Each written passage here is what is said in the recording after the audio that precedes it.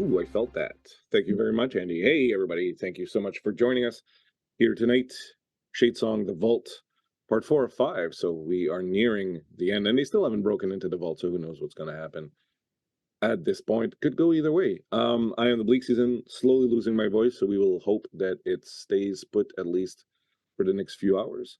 How about we start by introducing our wonderful people here, and I'll tell you all about the great little charity that we are playing for tonight. Hey, gang. What's up, gang? Hey, hey. Hello. Heyo. Heyo. Everybody doing okay? Better than you, Yes. apparently. You sure your voice is going to hold up? I don't know. Push comes to shove, I'll just sign my way through it. I'll just type everything With your thumbs. Use your thumbs only. with my thumbs. Hey, what's up? If you know. Speaking of thumbs, I'm glad you're all here with me tonight. And we're doing this for a good cause tonight. Not that we don't usually do it for a good cause, but this tonight we're doing it for a good cause. And I'll tell you all about that momentarily. But first, please allow me to introduce myself, my cast, my wonderful, amazing, awesome, good-looking cast. Look at those faces. Beth, how you doing, Beth? Oh, hi. What's up? Great. Simply fantastic. Glad to be here today. Glad that we've got all of our players ready to go. Mhm. Maybe we'll find some stuff. You never know. No, I'm stoked to be here. I'm Beth. You can find me on the interwebs at Beth Masco. I have a stream coming up next Wednesday afternoon called No Cube Hungry, which is a little bit of a spoiler as to what Bleak's going to tell you about, but it's another charity stream, and you should check it out. But that's what What's I've it got. called? Oh, and No I'm playing Cube Hungry? Nephra. No Cube Hungry. It's a gelatinous cube one shot, and that is all I know, and that's all I needed to know, really. Mhm. And where's that going to be? Oh, that's going to be on Wanderer's Haven. Right. Yeah, check out the Wanderer's Haven Twitch channel. It's good stuff. Our wonderful friends participating in the fundraising team here. So yes, check that out. It's probably going to remind me a lot of those Jello salads that people used to make in the 70s. Yes. With the little things floating in them. So. Oh, you mean peas? Because they Is it made peas? savory Jello salads back in the day. Was it peas? I don't remember. I don't know, man. We'll look it up. It's Yeah. rough. Yeah, it's just, the 70s, we're just looking at cookbooks from the 70s is always kind of you're not sure if you're watching a horror film or looking at a cookbook. A lot of mayonnaise. They were big on mayonnaise. It was really... Yeah. Speaking of mayonnaise, Miko, what's up? Hey, I like mayonnaise. Hi there, everyone. You're a white guy. Of course you like mayonnaise. You know, I got a lot of crap for that until I moved to Canada, because even living down here, I used to, do mayonnaise with my French fries, and that was not acceptable here in the States, apparently, but it was very much accepted in Canada. So we are at the forefront of the usage of mayonnaise up here. That you are. Cutting edge of mayonnaise. That's what we are. Hi, everyone. I am back from my week of the plague. I still have a little bit of, as Beth calls it, a death rattle cough. So I'm going to do my absolute best not to cough into my microphone all night long. My apologies in advance for the inevitable few times that I fail to mute my microphone for that. You can catch me on the socials at the_KS_GM. I like to make things for games, play games, run games, produce games, do all kinds of things for games. You can catch me over on Wanderer's Haven. Links are in the chat if you're at all interested in some of the things that I do or want to catch up on stuff. Feel free to ping me. And tonight I will be once again reprising the role of everyone's favorite sourpuss dwerg Dara. And no shame to anyone because I have a horrible accent, but you guys butchered Dara last week so badly. I mean, applause for effort, but that was rough. That was rough to listen to. We didn't want to upstage you while you weren't there to defend yourself. Right. That's exactly what it was. It's totally what it was, We're nice like that. Speaking of nice, glad you're feeling better, Miko. Thanks for joining us. Speaking of nice, Shelly, how you doing, Shelly? She who runs through the hills with the sound of music. Indeed, that is We have me. photographic evidence. And she who wonders the age-old dilemma: Miracle Whip or Mayo? I mean, Mayo. Mayo. Is that a dilemma? Please. Some people it is. No question. Oof. I know. Okay, good. I'm It just sounds like we're teasing. I know it's a unanimous. thing. It just shouldn't be, that's all. Yeah. Our unanimity? Whatever. Something. Sure. I'm Shelly, and you can find me at Real Flea Monkey on Twitter and Flea Monkey in the chats. I am playing Verena Arcadia tonight, human engineer thief, who is so close to draining the city. And now, that's all I'll say. Yeah, no. Treachery. Witness the exasperation. Do you think you'll ever get to drain the city? I darn well better. We'll see what we can do. I'll have a word with the GM. Okay. Speaking of having a word with the GM,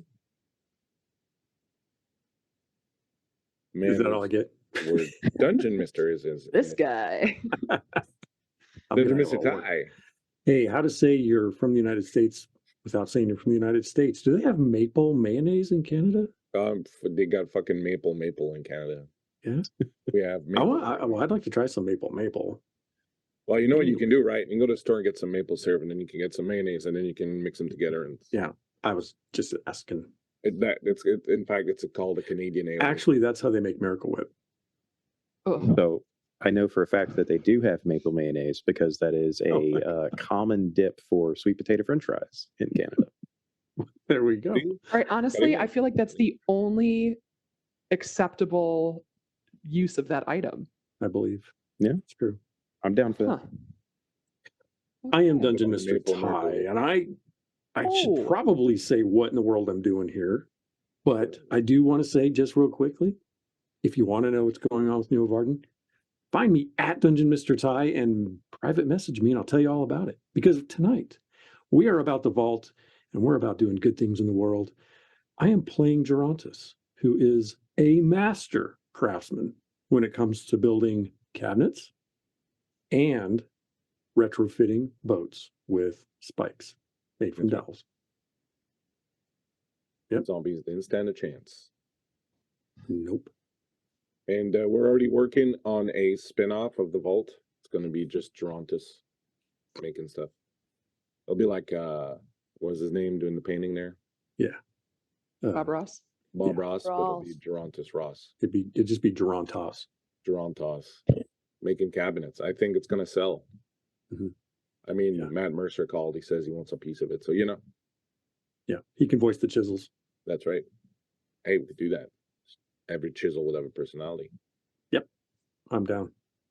Down to clown. Thank you so much for being here, all of you. Shelley, I don't think I specifically said that I was very happy to have you here, but of course, you know, always super happy to have you here. Too late, I'm mad as heck. I know. Before you send me hate mail again. I hate you. I am Bleakseason, the Bleakseason on Twitter. Bleakseason.com is my website where I keep my info on my various games I'm doing. I would like to give a shout out to my producer, Andy, he of the Muscular Thumbs, who's in the back there pressing all the buttons, squeezing all the dials, and who still has not given us a picture of him as a child, so we're still waiting for that. But thank you, Andy, for being here with us. The music tonight, as with every night, comes from tabletopaudio.com. Check out their website for some free goodies, tons of free music, excellent music, new stuff every week. Couple bucks gets you on their Patreon and gets you even more versions of these songs. We absolutely love them. Check them out.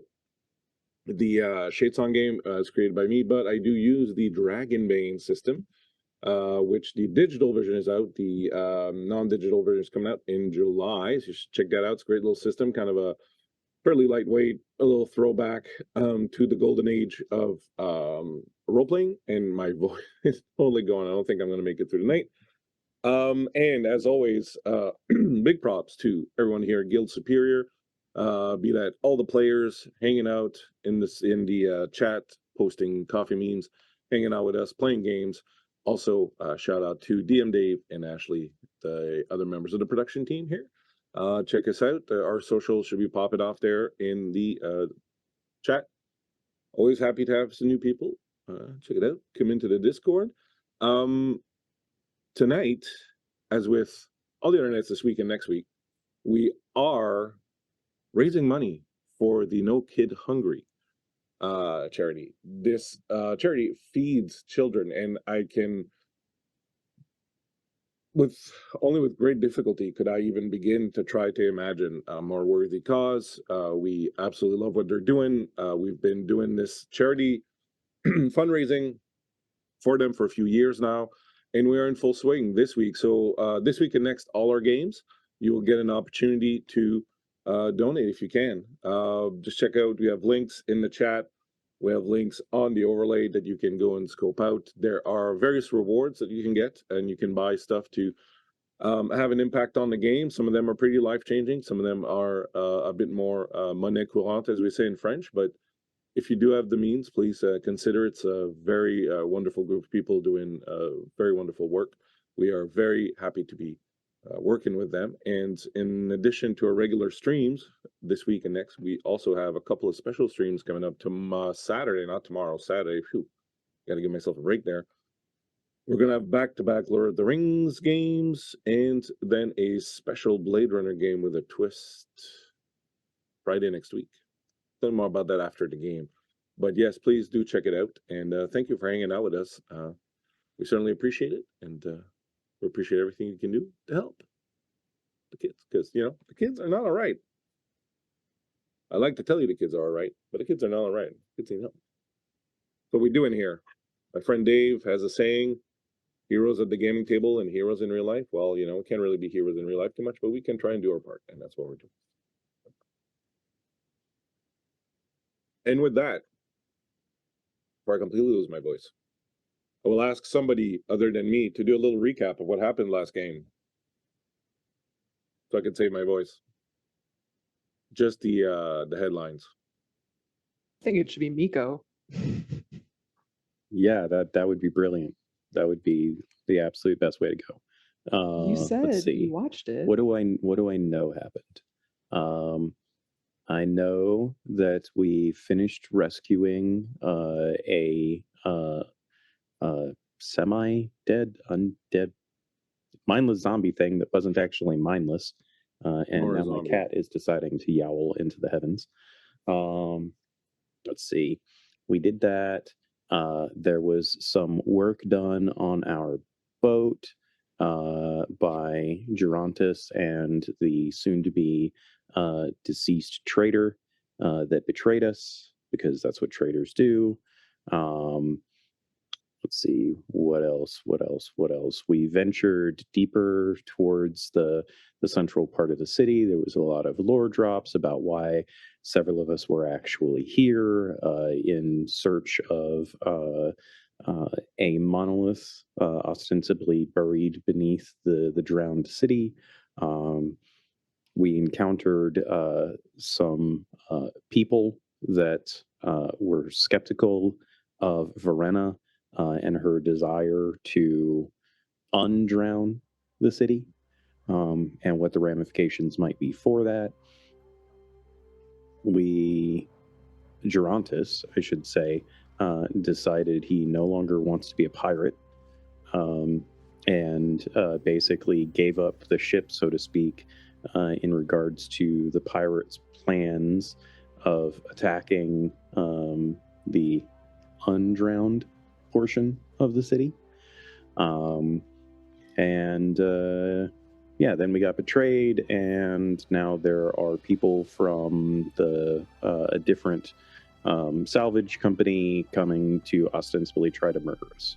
Very good. Not too bad. Not too shabs at all. If you'll turn your attention to the map, you did in fact make your way to the Citadel, which is over here. In making your way to the Citadel, you did encounter people that live there, as Miko talked about. There was a mention by Verena that in order to get the various pumps working.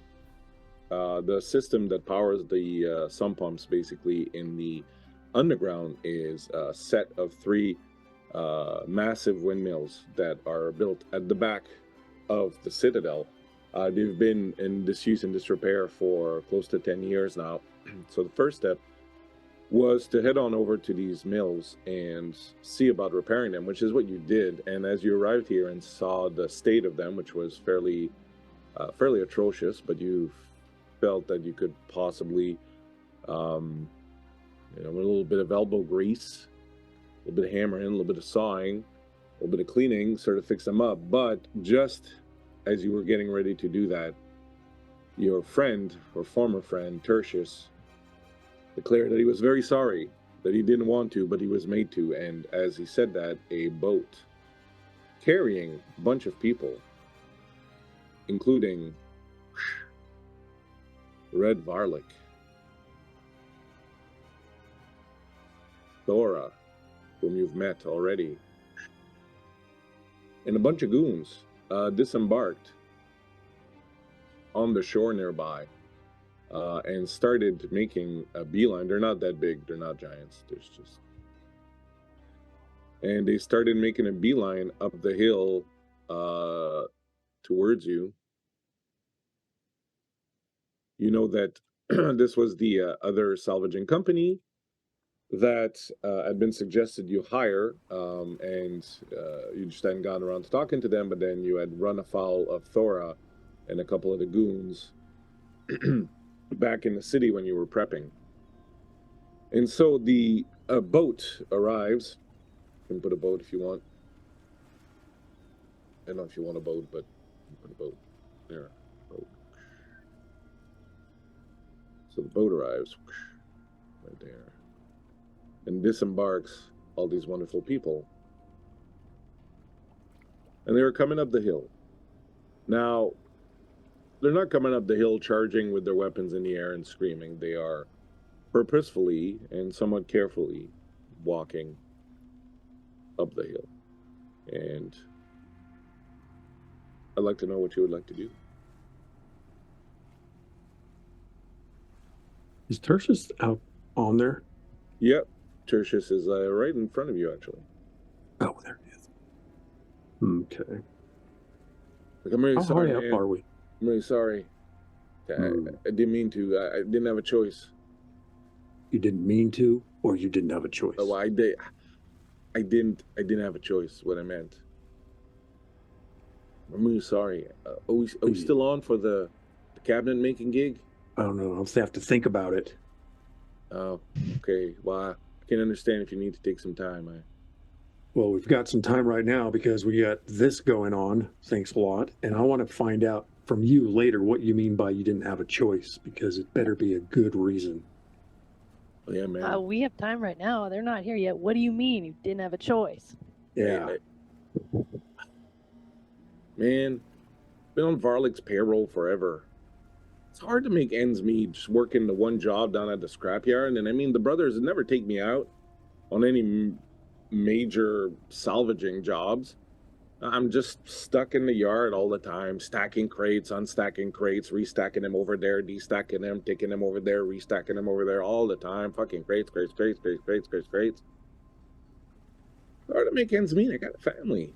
You know, Red Varlic was like, hey, look, you just keep me appraised of what's going on, what's happening. They got big jobs, things like that. And he kicks me back a little bit more. And, it helps. Like, I gotta buy, the kids are going to school. They need shoes. They need books. And then my wife. Everybody needs things. Come on, man. I know, but like, Sold us out. you're like powerful adventurers and stuff. You're like loaded. I'm just some guy. I'm not loaded. We're I've all been just making some dowels. guys. Yeah. Yeah, One but you that's have a loaded. talent, man. You could Hey, I don't want you to undervalue yourself. You've got talent too. Why do you think I thought your business idea was really good? And you should know that Fred Garlic is not a friend of ours. I know, but look, just hear him out. Maybe like, I don't think he necessarily wants to kill anyone. Just see what he's got to say. While that conversation has been going on, Dara has like moved down the ramp and is heading over towards the top of the hill to intercept these individuals as they're making their way up. As they're coming up, you see Thora, and she gives you a little bit of a wink. Red Varlic. Let me show you Red Varlic. Because I make these. I know who he is. Like, oh, there. Can we talk? You the Red Varlic garlic fella. I'm Red Varlic. I don't know about Right. the garlic part. I mean, whatever then. Why don't you stay back there and start talking from a distance, because I don't like the looks of this entourage that you're bringing up the hill towards me right now. I'll grant you they're a pretty ugly lot. But I mean, Not all Thora of them. here, And he just winks at the dwarven lady. this is the one you're odd for. Well, you hit me pretty hard, so. And Vargs. Look, I got a proposition. It's win-win.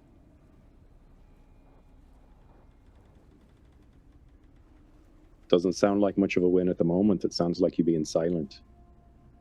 But I was waiting for encouragement to talk. You don't know Dvargs very well, do you? This one won't shut up. Can we hear the conversation from up on the? Yeah. Yeah. Okay. What's your Well- proposition then, fella? Look, the way I see it is this. There's two ways we can do this. One, we can fight each other and then a bunch of my people die, a bunch of your people die, and no one gets anything. Or we work together. We go in with you, we split everything, equal shares, and then everyone gets something. I think that's pretty win-win. So basically what you're saying is you showing up with a show of force, demanding half of whatever it is that we're doing here, which you have no fucking clue what we're actually doing here. Just to say... You know what you're doing here. All I know is that I do. Ivala wants what's in that vault, and if Ivala wants what's in that vault, it means I want what's in that vault. You've got no fucking clue, my friend. Hey, I don't care. I'm not gonna bathe in it. I'm gonna sell it. I'm gonna move it. Someone somewhere wants it. I just want to share. You get extra manpower. We got gear. We got guys. We're used to this. We got experience. You know, I assume a couple of these goons are gonna die anyway, so that's not like, you know, you're paying all of these guys shares. And what if we decline your offer? Well, then we're gonna fight, and then some people are gonna die, and that's not fun. For you, maybe. Well, you forget, Thoris fought you guys once before already, so now we kind of know what you guys can do, so we came prepared.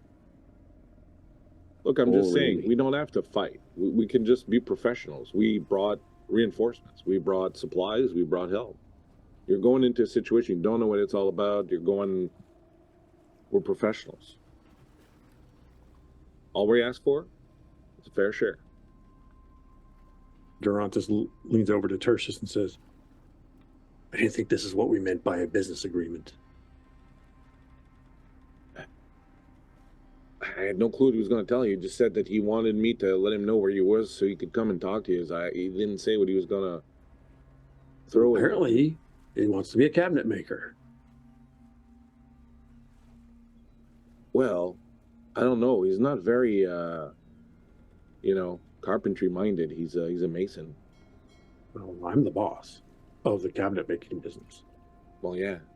Oh, you want to take him as partner too? I thought that's what he just said. I'm confused now. Turns to you, Shelley. Captain, what are we negotiating? It's a business I don't agreement. think we should be negotiating at all. I feel like he's strong-arming his way into our business here. We're either going to have to fight him now or we're going to have to fight him after we open the vault. Well, I hate to tell you, Captain, but it's kind of like the way it works in Segovia. It's how people do business 90% of the time.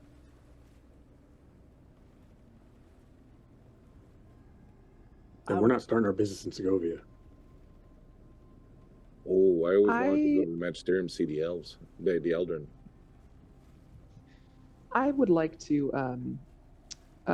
draw my bow and fire at one of the lackeys. Okay. Then I will also produce my crossbow.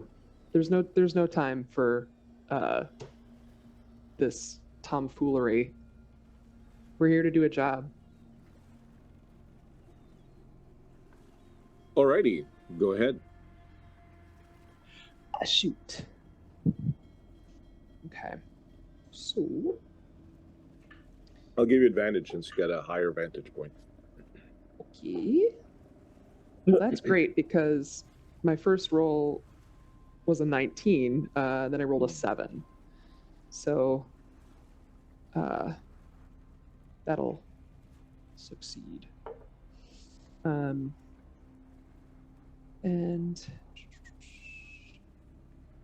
12, 4. Okay.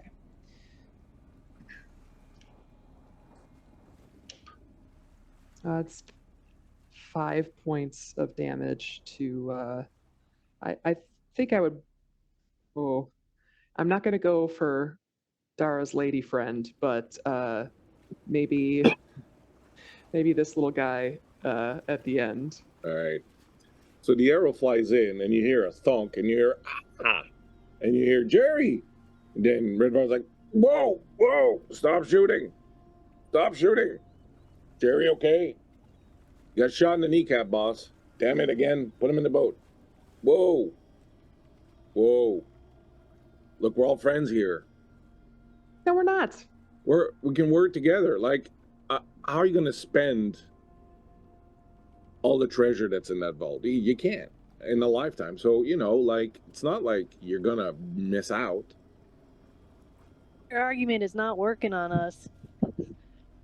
Well, I'd hate to see some of you die, or I'd hate to die, but, Look. Come on. Worst case. Here's how scenario, I what see it. happens? Red Garlic, I have something to say to you. If we get to choose what we take out of that vault, and then you can have what's left 50-50, then we can have a business together. I don't have a license yet, though. He leans over to Thora. The fuck's he talking about, a license? I don't know. I think that's the one that's a little... Oh, god damn it. Why is he the one negotiating? I don't know. They're kind of a weird operation, boss. They're not a brains of the operation kind of operation. I'm So starting to see we pick what we're taking, then you can have the other half. that. Oh, we're still going 50-50. Captain, what do you think about that idea? That's the crappiest offer I've ever heard. Weaseling in and asking for 50%? No.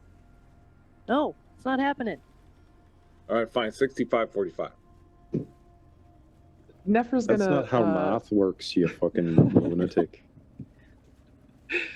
Nephra's gonna shout down to Dara, sorry. All right, fine. And Dara just pulls out Skyforger and cracks the rune lock in it, and it ablazes with fire. And he gets his shield at the ready. Alrighty. Initiative. Dun, dun, dun, dun, dun. Anyone have a special power thing for the initiative? Yes, I would love to use that. I've got lightning fast, so I can draw 2 cards and choose where I want to be All right. for 2 willpower points. Okay, Which your is a 2 cards fair are. You'd like to go first or second? Oh, let's go second. Okay, We'll let someone else go first. interesting. All right. Do I have anyone who's got anything veteran missing? Okay, cool. All right, so starting there, Miko, 6, They're on to 7. Shelly 10. That guy is somewhere in there. All right. Well, at 2, we still get to go first. Oh, great. What about Trader Boy? Huh? Oh yeah. What about Trader Boy?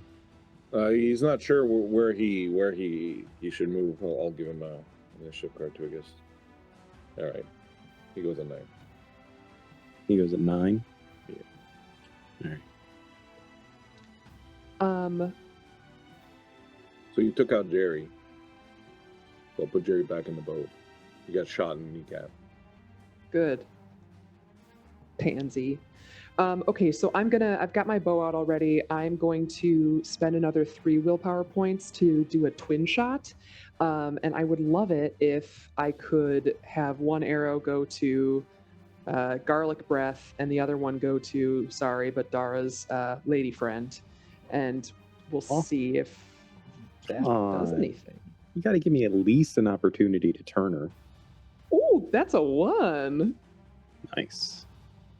Hey, You're not oh, gonna sorry, turn man. Okay, so That was such a sorry, not sorry moment.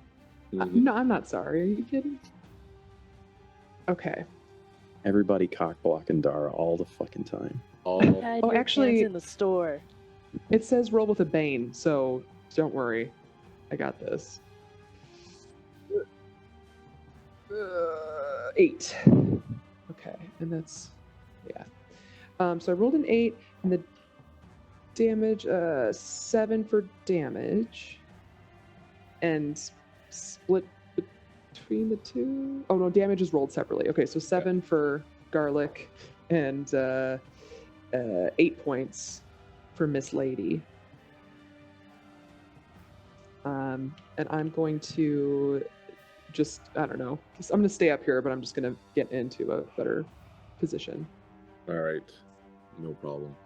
Give me just 1 second. I just gotta figure out everyone's. Yeah.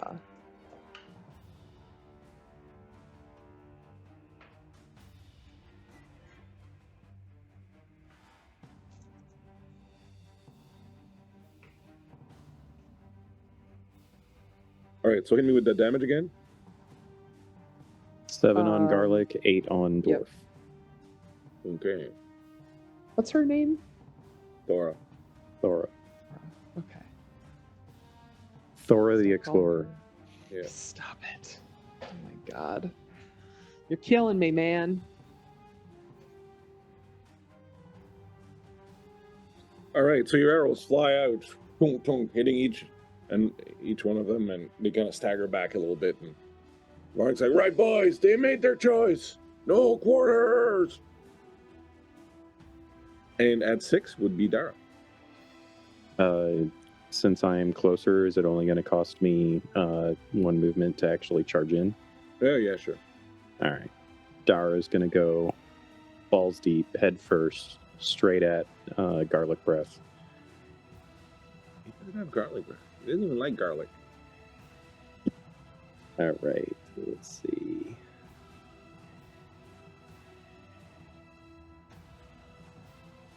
Yep, I've already done that. Okay, so I have currently listed on my sheet 2 advantages, right? One from you, Christian, and then one from TCAT for last week?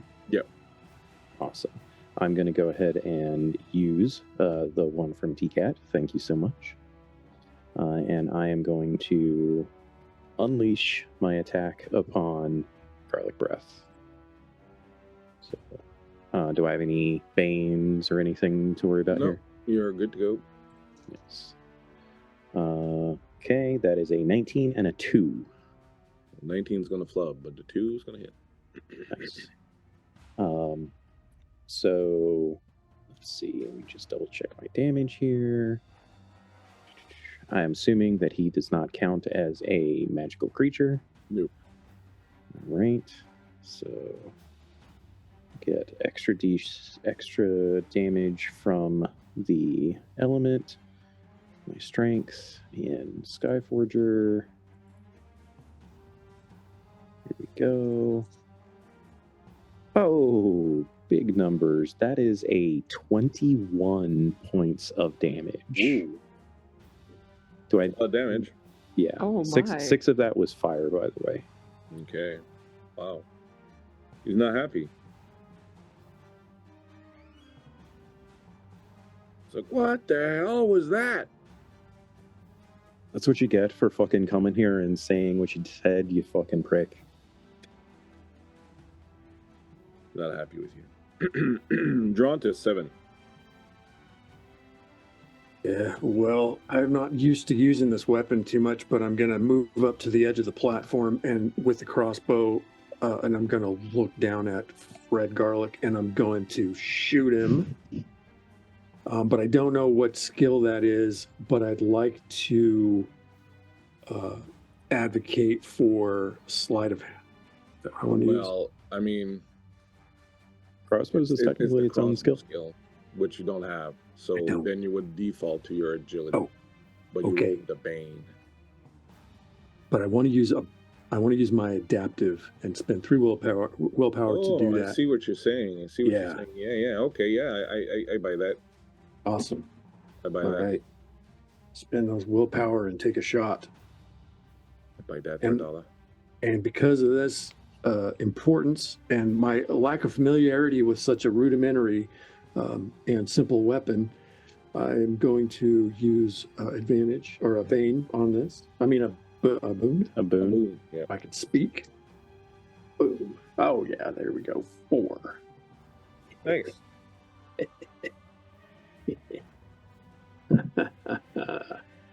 And I'm shooting at Fred Garlic for 10 Ooh. damage. All right. Nice. Is he looking rough yet? I would say he's just about at bleeding. Yeah, he's got robust a couple times because he's robust. At 8, it's them. Right. So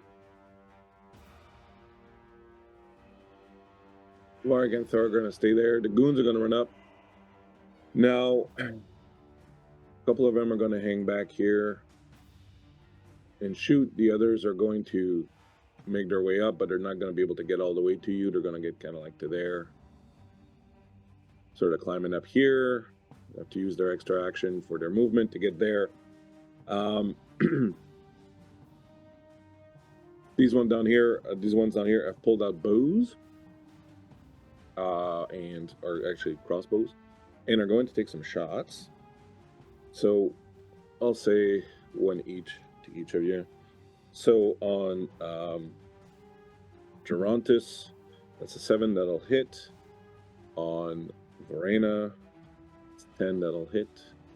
And on Nephra, it's a 16 that'll miss. All right. So Gerontis, you take 11 damage. Good Lord. Well, I'll reduce it by 4. And Verena, you take 8 damage. Boom, boom. It's crossbow bolts shoot up. You are aware it takes an action to reload your crossbow, right? Well, I'm about ready to throw it on the ground anyway. So those 3 shoot. The other guys are running up, and the others are going. The other 2 are going to attack. Red Varlic's going to start.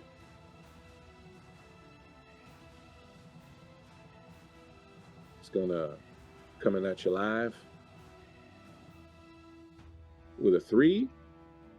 And he's using that sort of bill hook pole arm that he's got. All right. Just going to go make sure of the damage. I want to.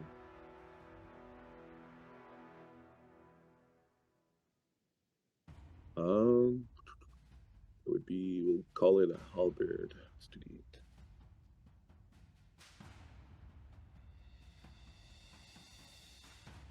8. Is he attempting to topple me, or is he just trying to hurt me? No, he's just trying to hurt you. He's like, damn you. And that'll be 6, 10 damage. Okay. And with that bill hook that he's got there, let's see if he hooks you. No, you feel it kind of grabbing. He's got kind of like a little thing in it that kind of tries to grab your armor so that he could pull, but it doesn't really bite. And so he hits you and damages you, but when he pulls, it doesn't grab a hold of you and pull back. Knock it away with my shield. Mr. Pong. Thor is just sort of looking at you, tapping her big hammer in her hand, going, "You in trouble there, fella?" I think he's the one who's more in trouble than me. And he just winks at her. She's like, "Well, I'm a girl that likes to play the odds, so I'll let you two boys fight it out for a little bit and see who gets out on top." She takes a step back and Mark's like, "Lara, you're on the payroll. Smash this fucking Berg's head in." She's like, "Hold on now, I gotta make sure. He's handsomer than you are." She just kind of sits back a little bit and watches the fight. Plus, I don't mind the ladies being on top.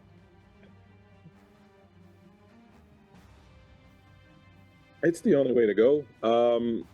So Red Varley could keep the initiative, but he's not because it was terrible. So he doesn't activate his veteran. You activating your lightning fast again, Beth? Oh, no. Come on, Miko, you 2, should. Nice. Skipped. 10 for Gerontis, 3 for Beth. No, did 1 I get wow, skipped? you guys are rocking 1 for Yeah, I think you Wait, skipped wait. Verena, Christian. I Verena was was on 10. 10. She did not get Oh, to go. sorry. Shoot. Ready to Sorry. turn on and smack some people. Some Sorry, forgot you jabronis. there. Go ahead. Some beasties. So, Verena's gonna turn around and head back to the stairs where these dudes are coming up. It looks like maybe our. Oop. Uh-oh. Looks like maybe we are switched. I know we look alike, me and Nephra. Yeah, I just need to switch the initiative on the token. Oh, sorry. Did I mess up who's who? Yeah, it's Sorry, okay. they got the same haircut. They're sisters. Yeah, we're twins, so it's an easy Yeah. mistake. And I will pull out as I'm running my wrench, which I hit the button, turns into the sword, and I will swing Go at for that it. first one. 2. That's Nice. a hit. Whoa. 11 damage to Wow. chump number 1. All right. His armor takes a little bit of that, but Okay. he still takes a good hit. Damn you! Shouldn't have come.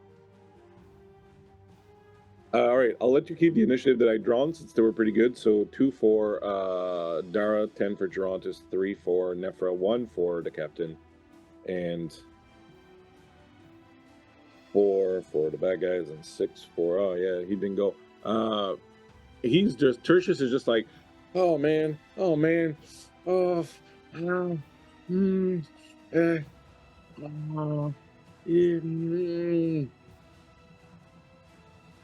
Trons is your girlfriend's having problems. Captain, go again. I won. What did the bad guys get this time? 4. I'll just do the same swing again here. Uh-oh. That's a 20. Front row. That's a You're gonna demon. Stab yourself in the foot. Oh, Dara, it's stuck at here 2. forever. I am going to attack Dude Man again. Okay. I'm going to use my other advantage because I'm a little bit iffy on whether or not I'm going to go toe-to-toe with this guy, so we shall see. Oh, glad for the advantage. That's an 18 and a 3. Nice. Nice. Very Neat. good. Rolling that damage. Pretty good. Not as good as last time. 19 points of damage. Okay. Still pretty solid. Another 6 on the fire. Runelock is saving my bacon again.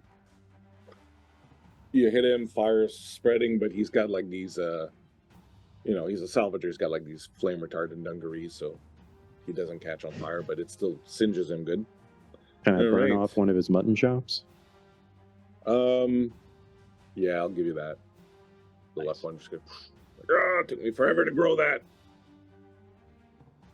Should have been a Dvarg. I'm going to once again spend 3 willpower points to twin shot. And I'll go for just these 2 little buddies down Okay. at the bottom. Right. So that is an 11. Does that hit them? Yeah, I guess it does. Your skill it's on your skill. Oh, it's my skill. Duh. Yes, then yes, it does. And then the first guy on the left is, ooh, shit. I'm going to take 15 points of damage from that arrow. Ooh, the other nice. guy is going to take, that's a 6? No, it's a 9. 10 points of damage. So one of them, you hit him and he just drops. And the other one looks over and goes, down! And then he gets hit by the arrow, but he doesn't go down, but Okay. injured. And I'll stay where I am. Okay. At 4, they go. So a couple of them are coming at you live, Captain. Uh-oh. They got 2-handed hammers. One of them will miss, one of them will hit. Fast footwork that hit Okay. Ooh, yeah.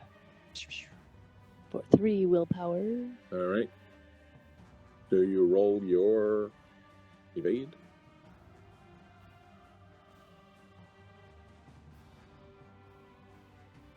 Oh yeah, that's a 5 under Nice. 14. Misses you. The other one missed you already. The other 2 that are shooting, one will shoot at Nephra, one will shoot at Gerontis. Nephra, that hits. Gerontis, that really hits. I will try to fast footwork that. Okay. Nephra, that's 6 points. Ah. And 11. That's agility On your evade. or evade. Yeah. Yeah, maybe it's yeah. So I made it. All right. The arrow just misses you as you sort of shuffle over. Red Varlic is going to layer into her friend Adverg and miss with a 16. Damn it! Too high again. And Thor is going to be like, well, while the 2 U's are occupied, and she's going to come over here and she's going to spit in her hands. She's going to take the hammer and she's going to swing and she's going to shatter the supporting legs there under your balcony. Let me roll. You The get 2 nerve 4s. of that lady. So She the 2 sucks. legs go and snap. Gerontis, where you are, it pitches right off right away. So this is what's going to happen. You can all make me, everyone who's on the platform there, you can all make me, so you could make acrobatics rolls. Okay. Acrobatics rolls. You want one Okay. from Verena too? She's No, there's other on the supporting other- beams under where yeah. she is. okay. It's really That- just, and in fact, Nephra, you don't have to either. It's really just Gerontis and Tertius, to be honest. Is acrobatics a specific skill? Yeah. I don't have If you it. don't have it, you roll in your agility, unless you want to blow through willpower and. No. Oh, agility. Is that with a bane or is it just straight? Yeah, it's with a bane if you're rolling on your straight up agility. Then I will use my other advantage, my other boon. So cancel that. Actually, right? sorry. So you can use it. You can use it without rolling with a bane. Sorry about that. But you're rolling it without the skill, which Mhm. means that it's on your agility. And you have to roll. What's your agility? 13. So you have to roll 6 or less. But it's not with a bane. All right, I still use my my boon. Okay. Got a 2. Nice. Awesome. All right, so as that crashes, Tertius just goes tumbling to the ground. You manage on the way down to grab something that's there, and so it sort of slows down your fall, so that as this is kind of falling down, you fall, but you manage to grab something that slows down your fall, and you manage to kind of tumble when you get to the ground, so you don't actually take any damage. And you find yourself on the ground there, and Tertius is like, damn it, I think I busted something. Oh God, this rock, it's embedded in me now. But you manage to sort of kind of land on your feet next to her there. As I'm going and down, then- I'm letting go of the crossbow so I can use my hands to help brace my fall. Awesome sauce. At 6 is Tertius. Oh, God damn it. I think it's all the way inside my spleen. Well, it's your turn to die, I guess. And finally, at 10, Gerontis. All right, I'm drawing my axes. Oh, no, not the axis. Yeah. Not your uncle. Oh, yeah. What's his name? All his axes It's- live in Texas. It's Uncle Lou's Yeah. second best hammer axe. That's right. However, because I'm not actually sculpting Dara's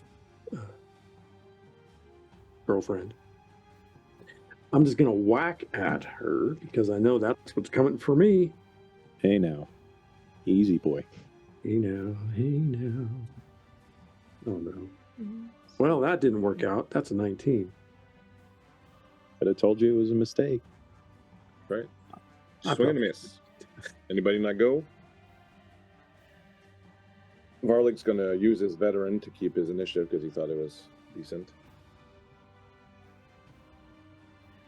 Anyone using lightning, whatever?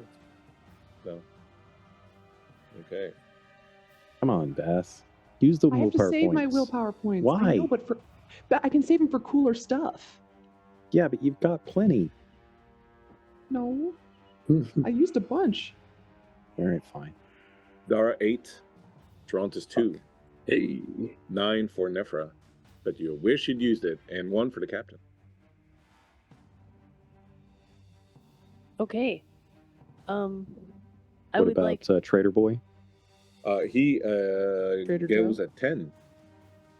Oh, I would like to use my TCAT advantage from last week to swing yeah.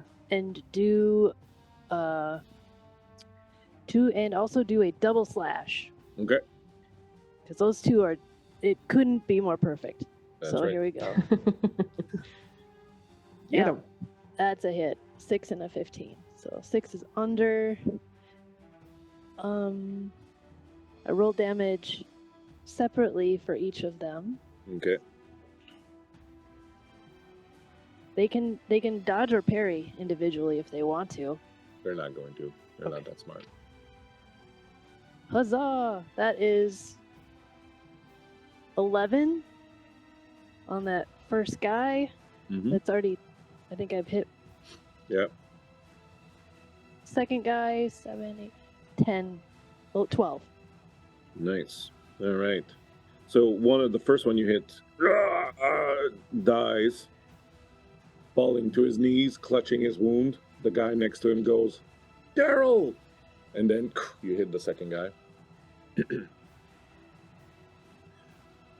You kill Daryl. Oh, there Oh. you go. Gerontis. Can I say, go back to the boat? Go back to the I'm gonna- boat.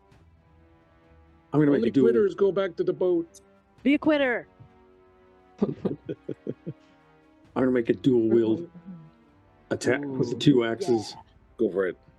And what that means then is that one of them is with a bane, and I'm going to do that one first. Ooh, I just hit it.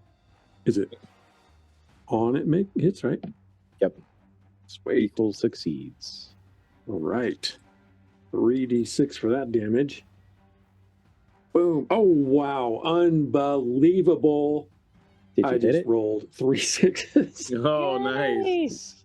So that's 18. Wow. Holy The cow. power of the beast. Yeah. Yes. yeah. And then I'm going to swing the other one. And that was on the bad one too. That was on the The main off. one. Yeah. Well, my first swing was a miss because you threw me off by knocking me onto the ground from way up high. But how do you like that? Well, and then I'm going to miss again. Dara,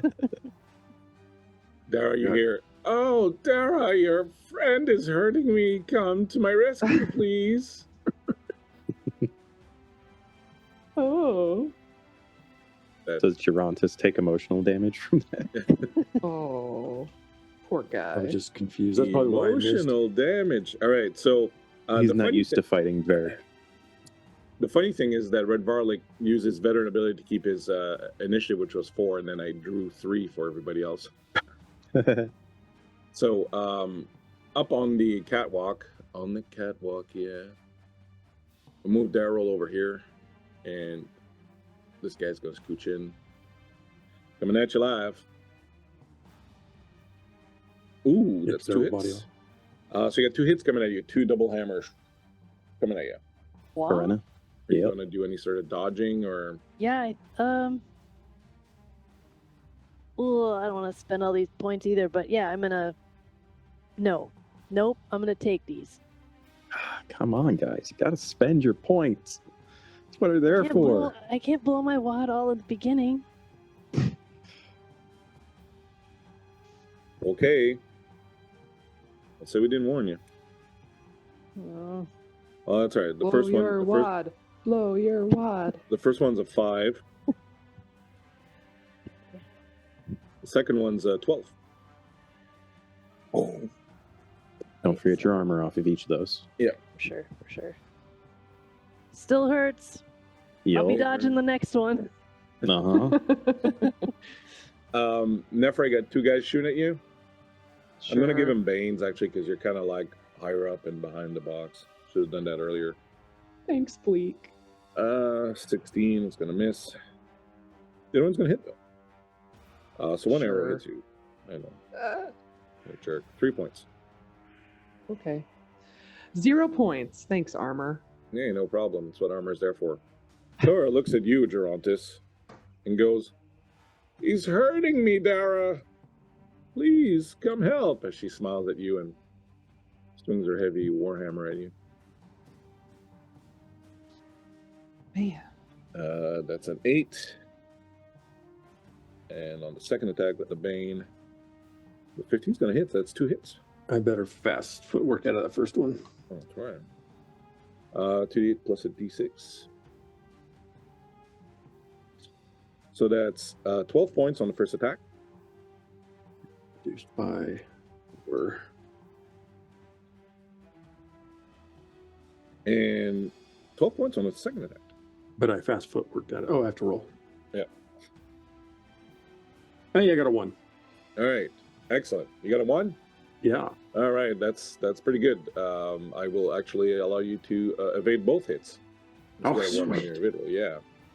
As she comes in and you just kind of sidestep, and in sidestepping you kind of trip, and then her reverse swing misses you because you're like, oh, okay. Picking yourself up. The fucker with the mohawk is easier to hit. You should go after him. He does have a He's rock like, up his arm. No, I'm injured. Don't attack. It hurts. I'm Exactly. bleeding internally. Exactly. Red Varlic. Hey, Vamp Wickman coming in with the bits. Oh, the vamp. Advantages for the yes. players, I'm hoping. Right, Vamp? Oh, Those are now man. 4 advantages for Christian. Please? Do what you got to do, man, but Better be the right move though. or else. Just remember, Vamp, I know where you live. Players. Players. Hey, Insomnia. Players. Nice to see you, man. Thanks, Vamp. Thank you, Man, Vamp. even though you're Best. helping the players and not me, Yeah. I still love you with all my heart. Mhm.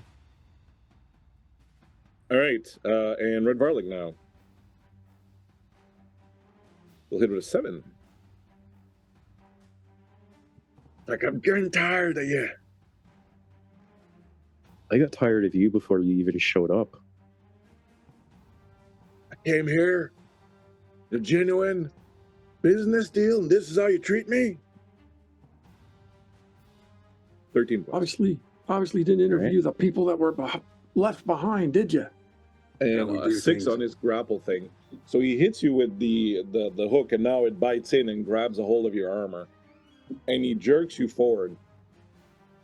He jerks you forward with it. You're going to do you have acrobatics or evade? I have both. All right, so give me a roll.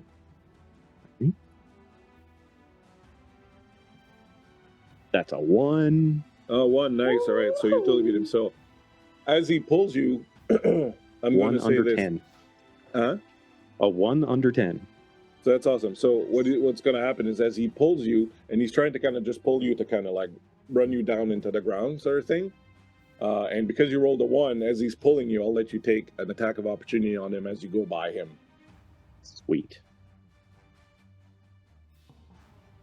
That's a 2 under 15.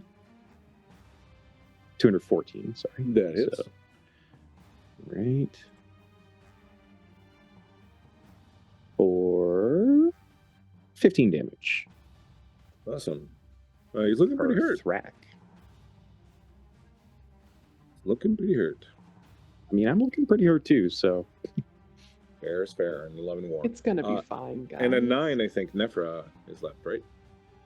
Yes, I am. I'm going to take a shot at this guy right up here by Verena. Okay, so I'm going to say he's in short range. I'm on short an 8, range. but Oh. Yeah. So We'll you're let going to Nephra shoot go him in the first. bane.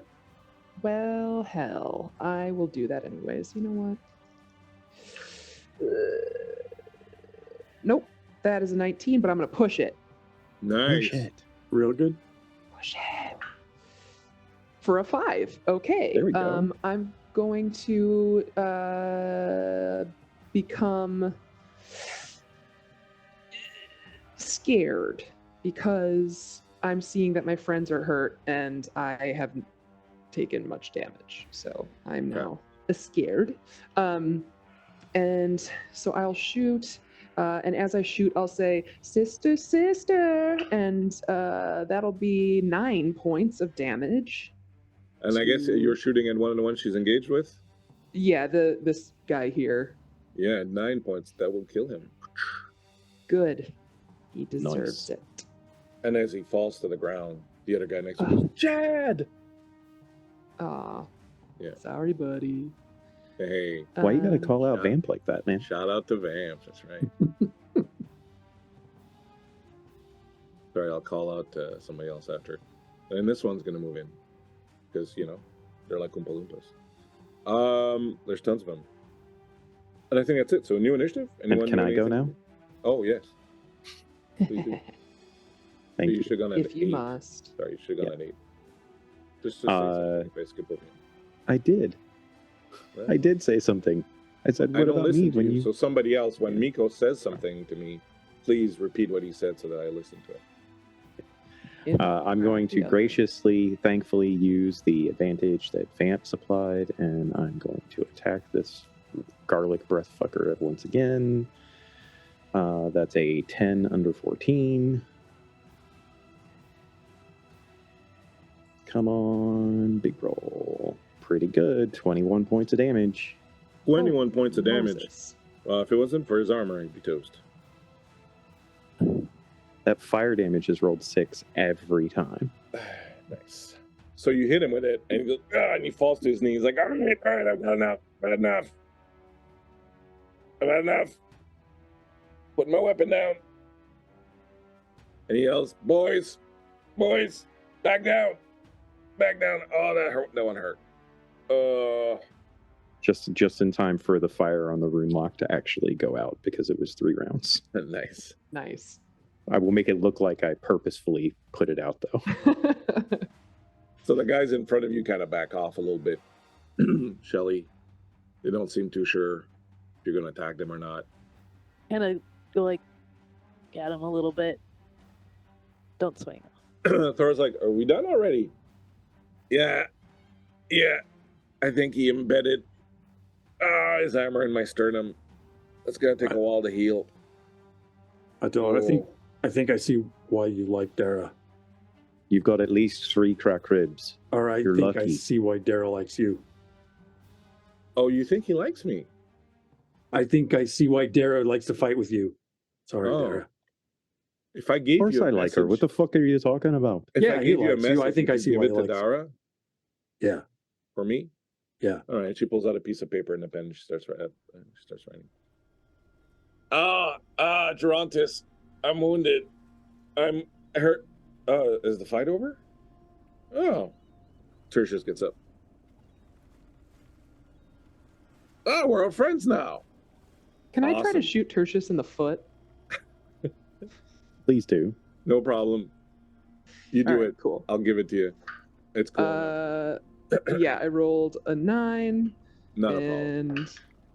and oh shit. Pull his foot off. 13 points of damage to his foot. I don't want to kill him though. I just want to really, really hurt him. He falls to the ground and just his leg is up. It's got that arrow stick in it.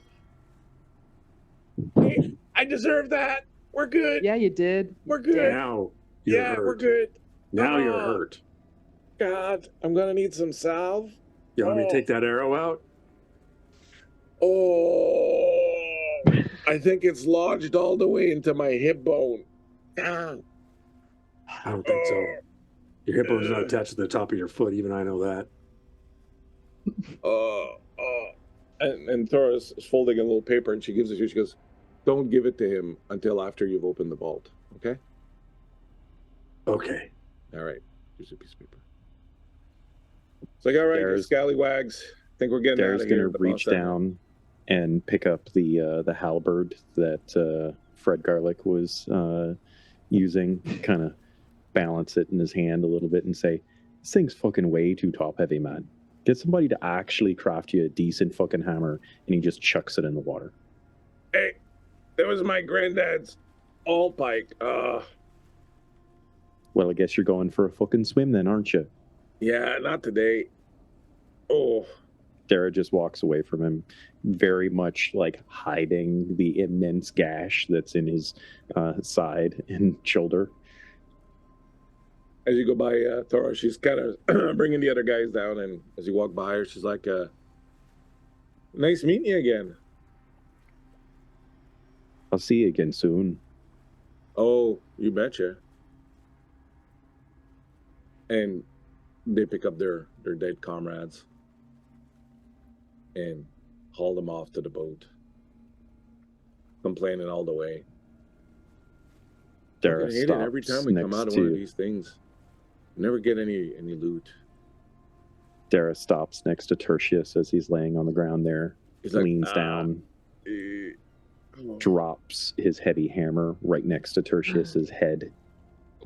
"Oh man, careful with that! You almost took my head out." Here's the thing, you stupid fuck. Oh yeah, I'm stupid. I know. It's What Nephra did with that bow and arrow just then, you can actually get up from. I'm not sure actually. I don't think I could stand. Well, then I I guess get we're you, going to leave you here to die then, aren't we? Oh, please don't. I mean, I was on your side all along. I mean, I was just waiting for an opportune moment to. Okay, To let me tell talk us that you were going to Gerontis. betray us? Morena's gonna hop down and pull the book of poetry out of Tertius' pocket and throw it in the ocean too. Now, That's what'd for you have to selling go and us do that out. For? Someone take out the arrow, please. It really hurts. I'll Dara snap just off. breaks off the end of it Yeah. and lets Gerontis pull out the other side. Oh, that's going. And I hold it up. I hold up the pointy end and I say, "And just so you know, you're starting in the mailroom." And then I throw away the broken tip. Oh, can I heal first? Well, we're not doing it today.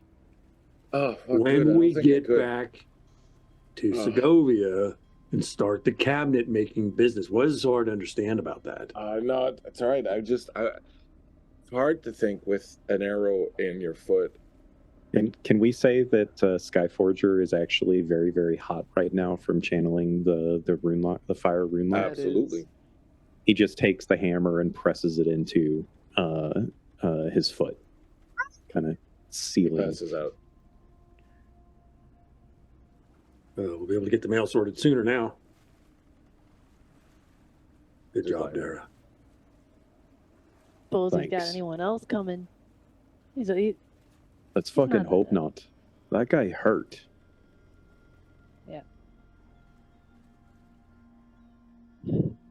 Well, Can we take At a least couple that's done. minutes?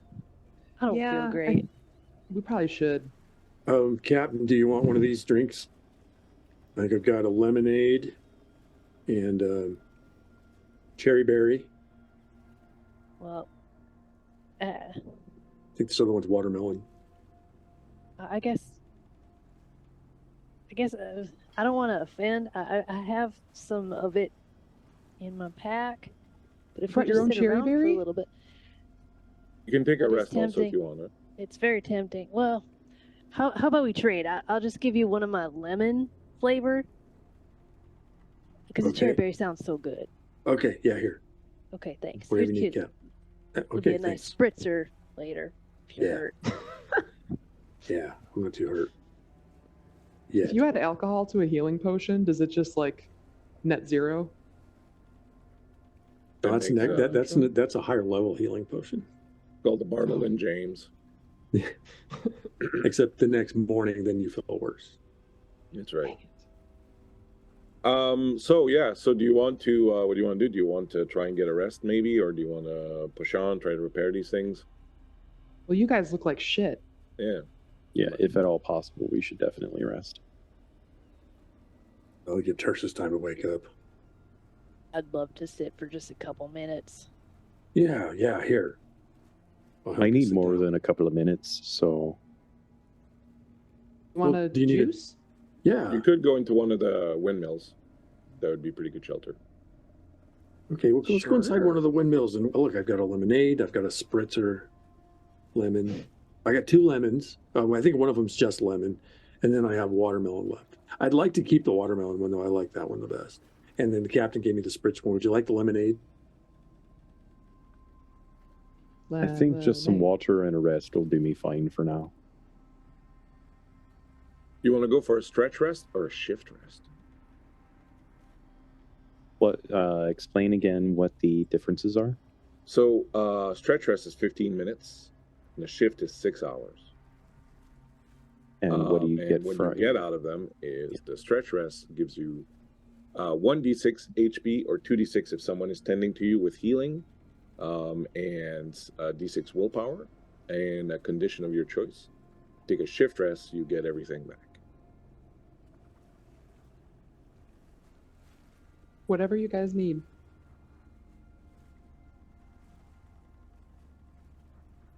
There's really nothing except your own, internal clock pushing you forward. So if you decide you want to kind of make a fire and sort of set up and maybe try to, rest the rest of the night, because it would be pretty late in the day at this point. In Yeah, one of the I think- windmills, you'd be pretty sheltered. It'd be fine. Yeah, I think Dara will set about to setting up a bit of a fire, use his magic to start it up so that we don't have to worry over much about getting things going, and then just plop down for a rest, and he doesn't look like he's going anywhere for a while. Did somebody have a fishing pole? Didn't you? Oh, I don't know anyone. Thought you had put one in the boat. Oh, it's in the boat though. Well, At some point, Tertius is going to come in. I haven't come to. Oh, it's okay, guys. Don't worry about me. No need to pick me up and drag me into the We weren't worried. cover Not of at all. the house. I'm just going to sit over Mm-hmm. here. And well, I'm going to craft a fishing pole, but I don't have any line. But that's what I'm gonna spend my time doing. Oh. Fishing pole. Do a let's see, Pole maybe check? there's something you could use as line kicking around. All right. Well, since we got some time, if I can make a fishing pole, maybe find a. Do like a spot hidden. All right. Maybe I can Could find a you bug. turn Dara's beard hair into fishing line? Verena and I have shaved sides, so there's not much to work with, but Hey, well, yeah, that's not a bad idea. I got a 3 on that. just saying. I'm under 10, 7 under 10. Yeah, so you'd be able to find something in some of the repair stuff that they have in the tools that would serve as a. Well, I'm gonna whip up a fishing pole and do a little fishing, see if I can get something out of this water for the food. Cool. So you don't have hunting and fishing. So you can roll. I think it's on your wisdom. Hunting and fishing. What's your wisdom? Your willpower? No, it'll be on your It's intelligence. intelligence. So your intelligence is 10. So you're looking at rolling 5 or less. Well, all right. I'm gonna come back to camp after a little while and say Unless you want to use your adaptive ability, since you're going to regain your willpower points anyways. I don't really think I have anything that I can justify, but I'll take a look. Sure, like your sleight of hand, I would think would be fine. All right. I wouldn't mind that. But, well, the thing is I didn't roll very well. So I'm going to come back to the camp and say, you know what? I don't think there are any fish in that ocean. Oh yeah, there are. I remember. Never mind, there aren't. Mm-hmm. I didn't think so.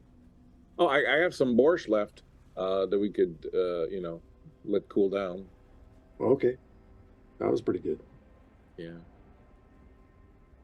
I didn't know if you were going to be awake in time, so I had the fishing idea. It was already stuck in my head, and I couldn't get it out. Just kept looping and over again, but there's no fish out there anyway. I get that sometimes too, but it's not with fishing. Usually it's with other things. Yeah. So we have to not say things I want to talk about with ladies present. Well, all right. Well, that's good enough for me. But we got borscht. So you will manage to get yourself a shift rest. You'll take some turns sleeping, and you don't really have to sleep, but you have to rest 6 hours and do nothing very strenuous. So you can do that. And then Is the fire sufficient for me to charge my rune lock? Yeah. So you lay it at you lay your hammer in there and let it charge. So the next day you can set about repairing the windmills. And what we're going to do for the windmills is there are 3 windmills. So I'm going to need 3 crafting rolls. From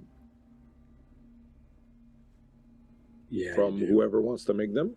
Now, it'll take about 6 hours to repair each of them. You have master carpenter, so you can cut that time in half. We have 2 master carpenters. Yeah. So in 12 hours, you could repair all 3. Because... Yeah. So go ahead. I don't know how you want to do it, but you can, whoever wants to, you can make the crafting roll. I would think that we would say that, do you want to make them separately, or do you want to do one helping the other, or how do you want to go about it? Let's do one helping the other, Dara. We'll work together on this and get it done. Sounds good to me. Okay. So this is how it's going to go down. So you need to make 3 crafting rolls. Now, they are off the top at a bane, because 1, you don't really have all the tools you would need. 2, they are pretty damaged. There's 10 years worth of damage and so on and so forth. And 3, there's a lot of components to them that are things you've never seen before. Like Vorena's there to explain some of the things, but it's still kind of pretty there. So you got 3 rolls to go at a bane. So you can spend things to counteract that bane if you want, so on and so forth. Someone helping will give you, I don't remember exactly how much, but I'm going to go Doesn't check. it just offset the bane? No, hold on. My axe also gives me a +2.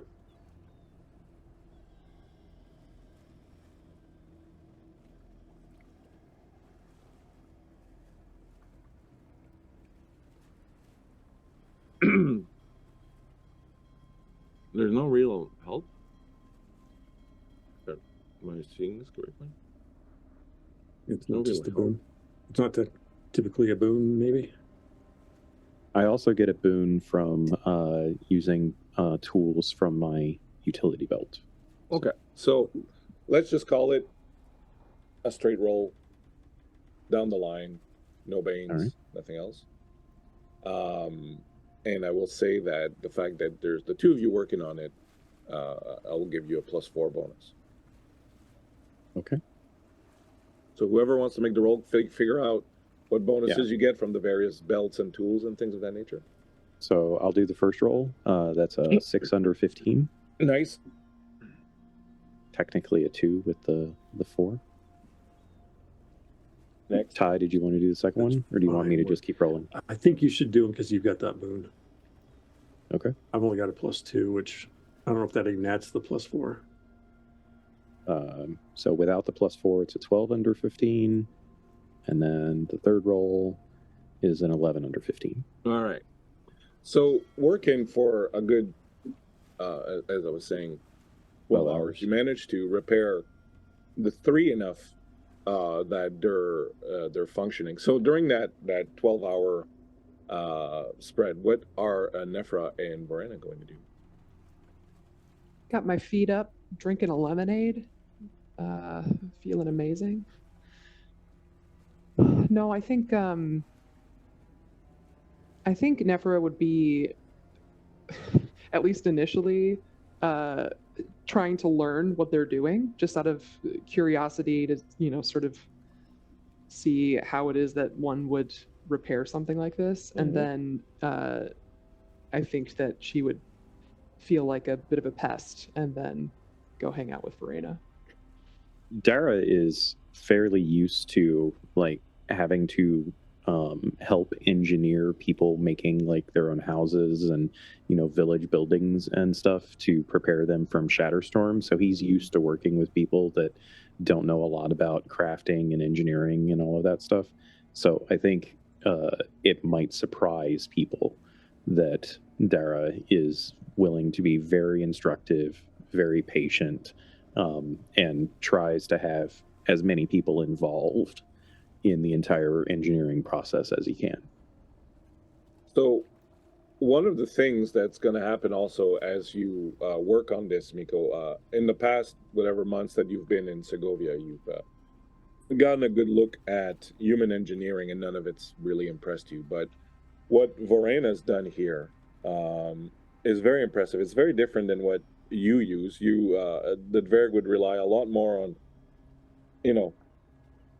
on the power of the Shatterstorms, right, and the rune locks and all that, and magic to kind of make things function. But she's kind of managed to do something similar, but without the use of magic. It's all very mechanical, and I would say that Dara is very impressed with what he sees of the setup here and what's in there. Like, it's beyond anything you've seen in the human realm and easily comparable to like some of the most advanced stuff you've seen over in the Highlands. So you can do whatever you want with it, but I would think that Dara would be fairly impressed with what he sees here. So Verena, these windmill things, how well do you think they'd handle being at altitude and in pretty cold environments? I would expect they would be all right. I mean, these were geared to run close to water, but I think with a couple of small enhancements, or I guess we could take the enhancement away, the waterproof quality of it, I think they would work great. What do you got in mind up there? Well, I'm just thinking we do a lot of milling with power other than this. It takes a lot of Dverg or a lot of beasts of burden to channel the momentum behind some of our grain mills and some of the other things that we ground into fine powder and granite and that sort of thing. And I'm just imagining it gets pretty fucking windy up in the mountains. The Shatterstorms have thankfully calmed down a bit, and whilst these are plenty strong enough engineering-wise, I don't think they could survive a Shatterstorm. There's not much that can, but in the normal winds of the Highlands, I bet these giant blades that you've got here would probably get moving pretty good. And if they could be channeled into the internal power and be used to grind out some of the things up in the Highlands, I think it could save us a fair bit of time and be quite useful. You ever been to the Highlands? Have I been to the Highlands? I don't think Have so. you? I don't think so. I would say, you would need to definitely do a little bit more maintenance than what these have gotten here. I mean, this is the only reason these look like this. Is, it's not due to poor craftsmanship. It is definitely been neglected. Well, if there's one thing that the Varric are good at, it's taking care of things that they build. So I'm sure if you'd be so inclined as to maybe take a trip back home with me after all this is said and done, I think that we could introduce some of this fine engineering to some people up there, and it'd be a good thing. I will consider it. I was thinking this was going to be my last job, and then I was going to hightail it out for a life of luxury, or at least not digging in the sewers. But if you think it can help, I might be up for it. Well, I won't say it'd be a vacation, but I will tell you this. I can offer you some of the finest whiskey that you'll get anywhere in all of the realms. And whiskey can make more than a few things feel like a vacation. You're not wrong there. And I honestly have not had a lot of, whiskey from your neck of the woods, and I would be interested. Maybe I work for whiskey. Maybe that's what I do. I mean, doesn't everyone? I guess in a way, yeah. Dara's right. I remember back when I was... You can shut up now. Okay. Verena is also really kind of, once the time frame is winding down and we're getting closer to when the actual electricity, the power is flowing, she's starting to really listen and try to see if she can feel vibrations from maybe meaning the pumps are working down below. Yeah, so once the windmills start to work, they're not going at full tilt, like the blades are damaged and all that, but you can tell that there's something happening below the ground. And what I would like you to do, Vorena, is over the 12 hours that they're working on this, I will say that you're trying to remember exactly what the layout of the tunnels is downstairs. And I'm going to ask you to make 3 direction sense rolls. And for every one that you succeed, I will remove the fog from the map, section of the map, when you go downstairs. Okay. Meanwhile, I'm going to swing by Nephra. Are you drinking one of the lemonades? Really? No. Okay. No. Yeah, that's medicine. Oh. Yeah, I just tasted. Yeah. Whoever You made said these lemonade, and I. Well, okay, that's the all right. flavor. No, that's the Yeah. flavor. Yeah. I made sure not to. I wanted to make sure there weren't any that tasted like Robe Tussin, and they're all fruit flavored. So. Yeah, I figured it might not just be juice when I couldn't get the cap off. It was clicking. made it a little tough. Yeah. I know. I have a hard time with those too. At least this time, it didn't have those little those little chewy bits inside that you put last time. Those are really hard to just deal with. Did I even give you one before? I think you have. Yeah, and you put those little chewy bits in it that were like these lumps. It was tapioca. It was disgusting, man. I didn't want to tell you to hurt your feelings, but it was disgusting. Oh, well. The mouthfeel was just wrong. Yeah, I'm not talking to you. I gotta do. What'd you get, Varina? First one was a 10. Nice. Second one is an 18. Push it. Push it. Remind me how this pushing works. You get to reroll and you take a condition. Okay. I will push it, and I will I'll get a little angry because I cannot remember this, which I should definitely be remembering. Okay. A 1! Nice. There we go. Nice. Excellent. And Still third angry, roll? though. Last one is... Dang it. 15. Okay. So Should I push another I don't one? think you want to get. I think you can only push one. Oh, okay. No, you could push again, but you can't re-push the same roll a second time. You could push again, but I don't know that you want to go into this with 2 conditions. Oh, right, yeah. Because the conditions give you a bane on whatever rolls you do associated to that. Okay. Okay. But I'll We'll tell you keep what, the because you got a 1, because you got a 1, I will still give you 3 Oh, 3 thank you. sections that I will uncover for you before you go in. I As you also sit have... there and kind of redraw a map from memory of kind of what you remember where things are. Okay. Okay? Yep. Actually, so let's take a break now because my voice is leaving. Wow, I'm like a teenage boy. Let's take a break Peter now, Brady. and when we return, we will head into these tunnels. I do want to remind people, wow, am I going to survive? Who knows? We are raising funds for the No Kid Hungry. You can make donations by clicking the link in the chat, using your little phone thingy on the little thingy on the overlay. Check it out. We have a bunch of ways you can get involved in the game, buy some advantages, a bunch of other things, and do some good at the same time. So that's the No Kid Hungry donations. We are raising money for right now with our friends Wanderers Haven and Phoenixy Wacky right now. So we will take a quick break, and we will be back in a few minutes. Thank you for hanging out with us. We appreciate y'all, and we'll be back shortly.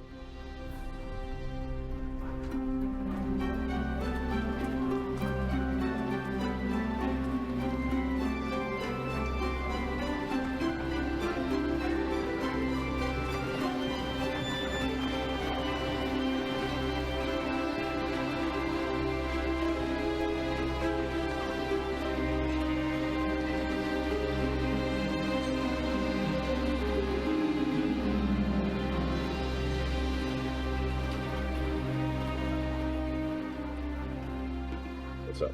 Hi, how you doing? We're back. Are you back? We're all back. Everybody's back. Thank you for hanging out with us. Man, I think I got apple all over myself. Thank you for hanging out with us. We are raising funds for the No Kid Hungry charity. So please, if you can, do check out our link in the chat or here on the overlay of the stream. You can check out what you can get for the donations, all sorts of in-game stuff, and we got plenty of cool special games coming up. I'll tell you all about it at the end of this stream. But please, if you can, check it out and help out. It's for a very good cause. So just before we left to go on break, I had you had repaired the windmills, and I had told Verena that she could make a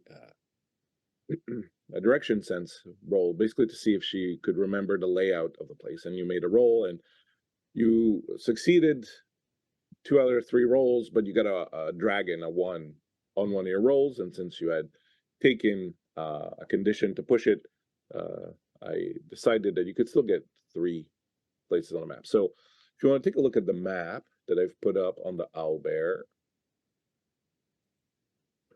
and you know how to use the pointer?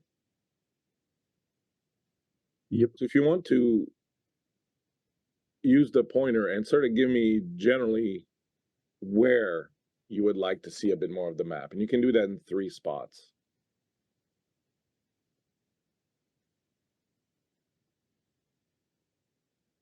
That's probably the captain's call.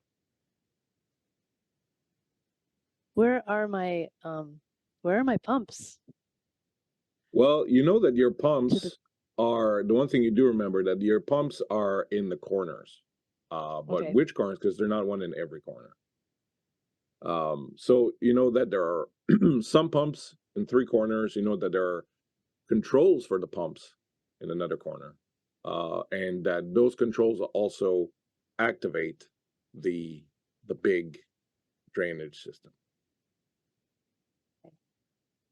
So as of right now, are the smaller pumps, does it sound like they're humming at all? Like as in filtering out some of the water? No, not at all. You have to go and activate them. You have to go and turn Okay. them on. There's power, Okay. Got but it. you have to go and turn them on. I think then, let's see. This, can you see that? Hold Little on. Yeah. thing? I think I want to go to this corner since we're kind of near that area anyway. Okay. I also, Hold on. This corner over here. Give you that. yes. Okay.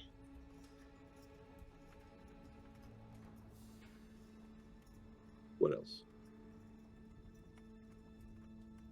I think then do you want us to just kind of move through like over here to You don't have to take connected parts. You can okay.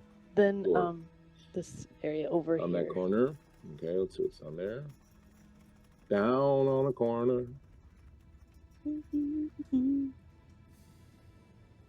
Oh my. I'll give you this for free here.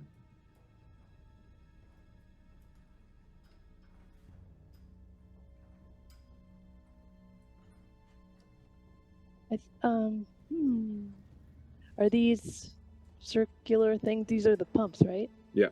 Okay. I guess I'd like to see this other corner, and this corner down here.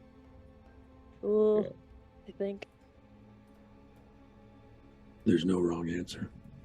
I don't know. Is there? I don't know. I don't know Isn't anything there? about these pumps. So be a little bit more precise. Put your pointer where you want me to. Okay. Pretty big map. I'll give you this for free.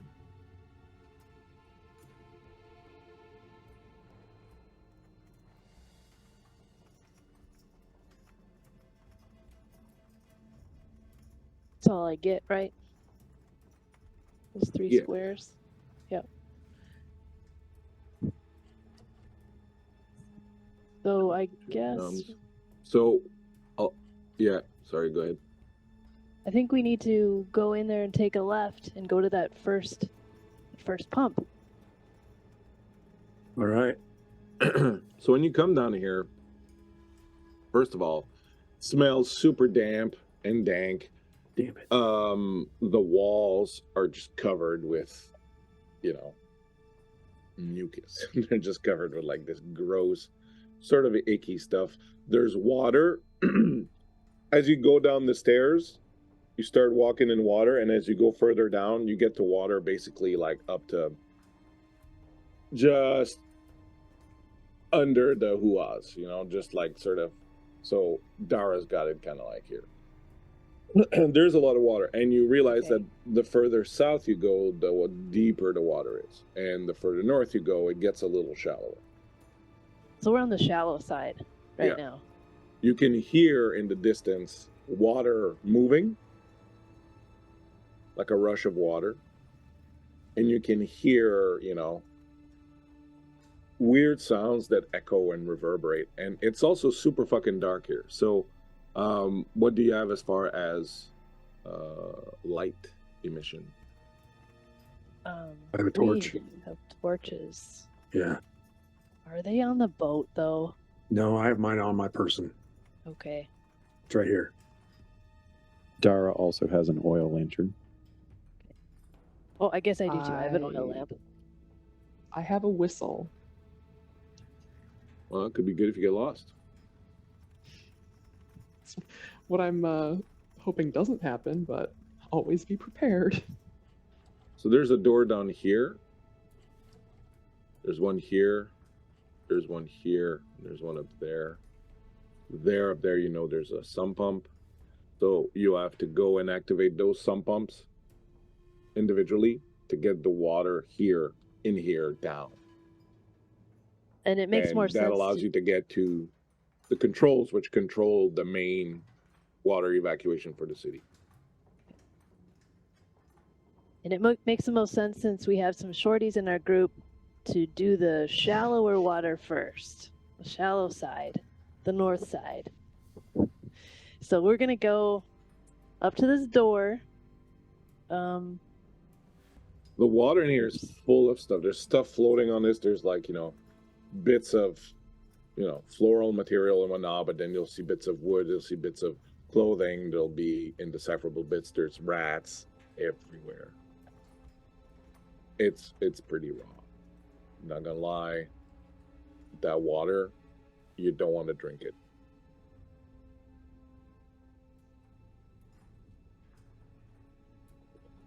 You get up to the door at the top. Now, one of the problems you're facing is that there's water almost halfway up the door. It's going to make it difficult to move this door. On top of that, it's locked as you get up to it. What's the door made of? It is wood that is banded with metal. A lot of the wood in the lower part of the door is rotted, so that at the bottom, it's almost completely gone. But at the top, it looks like it's, oh. The bright light from Yeah, no. Ty. Sorry. Marina will yeah. dig in her bag for her lockpicks, advanced. Yeah, but that's your sword, eh? That is my sword, my Your clockwork sword. wrench. Yeah. I guess, yeah, I don't have to dig. I kind of do. And I'll hit a button, and it turns into the picks. And I'll get to work on it. Verena, is there anything we need to be concerned about with, you potentially triggering something inadvertent or malicious in intent or something like that with these doors? Nothing I put in, but I can't speak to what happened after I left. Because if we backed off a little bit, I could blow this door off of its hinges. Just saying. If we want to try that for our own safety's sake, if we're not concerned about the state of the door, because, well, frankly, it's not going to close again if I do that. Just Would offering that up there for you.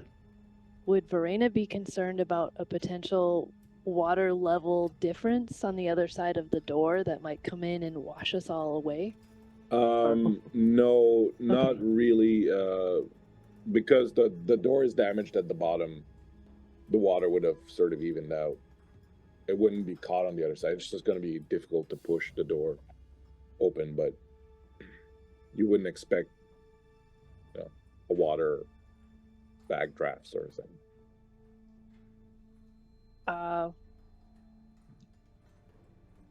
It's up to you, Lass. Just throwing it out there. Well, I don't want to be responsible for something to happen to all of us. If you think you can blow this door open, I'd say you give it a try. Right then. So I'll put Everyone this back stuff up a bit. I don't think this water is good for my foot. Like, it's starting to itch already. You're fine. We're still here. Everybody close your mouths. Actually, you stupid fuck, why don't you go stand up there next to the door so I have something to aim at? Is he joking? Is he serious? No. Good one. I'm going to cast Shatter on the door. Alrighty.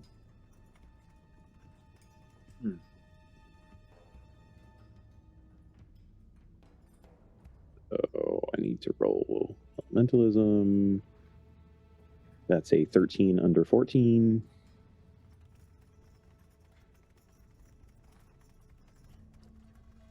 You're very welcome, Insomnia.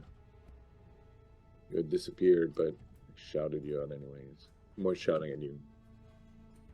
Like, Insomnia, Insomnia. Hey, We're Tim. shouting for him. Thanks for dropping in, Tim. Do you need me to roll anything else for casting Shatter on the door? No, did you make your mentalism roll? Yep, 13 under Alright, 14. cool. So describe what happens. Or 13 under 15, actually. I forgot I improved it. Yeah, so I think he focuses mainly on the wood and extends Skyforger out channels the magic through it. It sends a ripple down the water, almost like, the wake of a boat, sort of crossing across the space between him and the door, impacts the door itself and just obliterates the wood chunks entirely, and warps and bends the metal banding. So that happens, and the only thing that really comes at you is this blast of fetid, just dank air that's just been enclosed in there for, fucking years of just stuff rotting, and it just washes over you. And it's very revolting. Very, very revolting. I'm going to ask you to give me, actually, it's that bad. I'm going to ask you to give me a con check. Just me? If you fail, you will get the sickly condition. 7 under 13. Nice.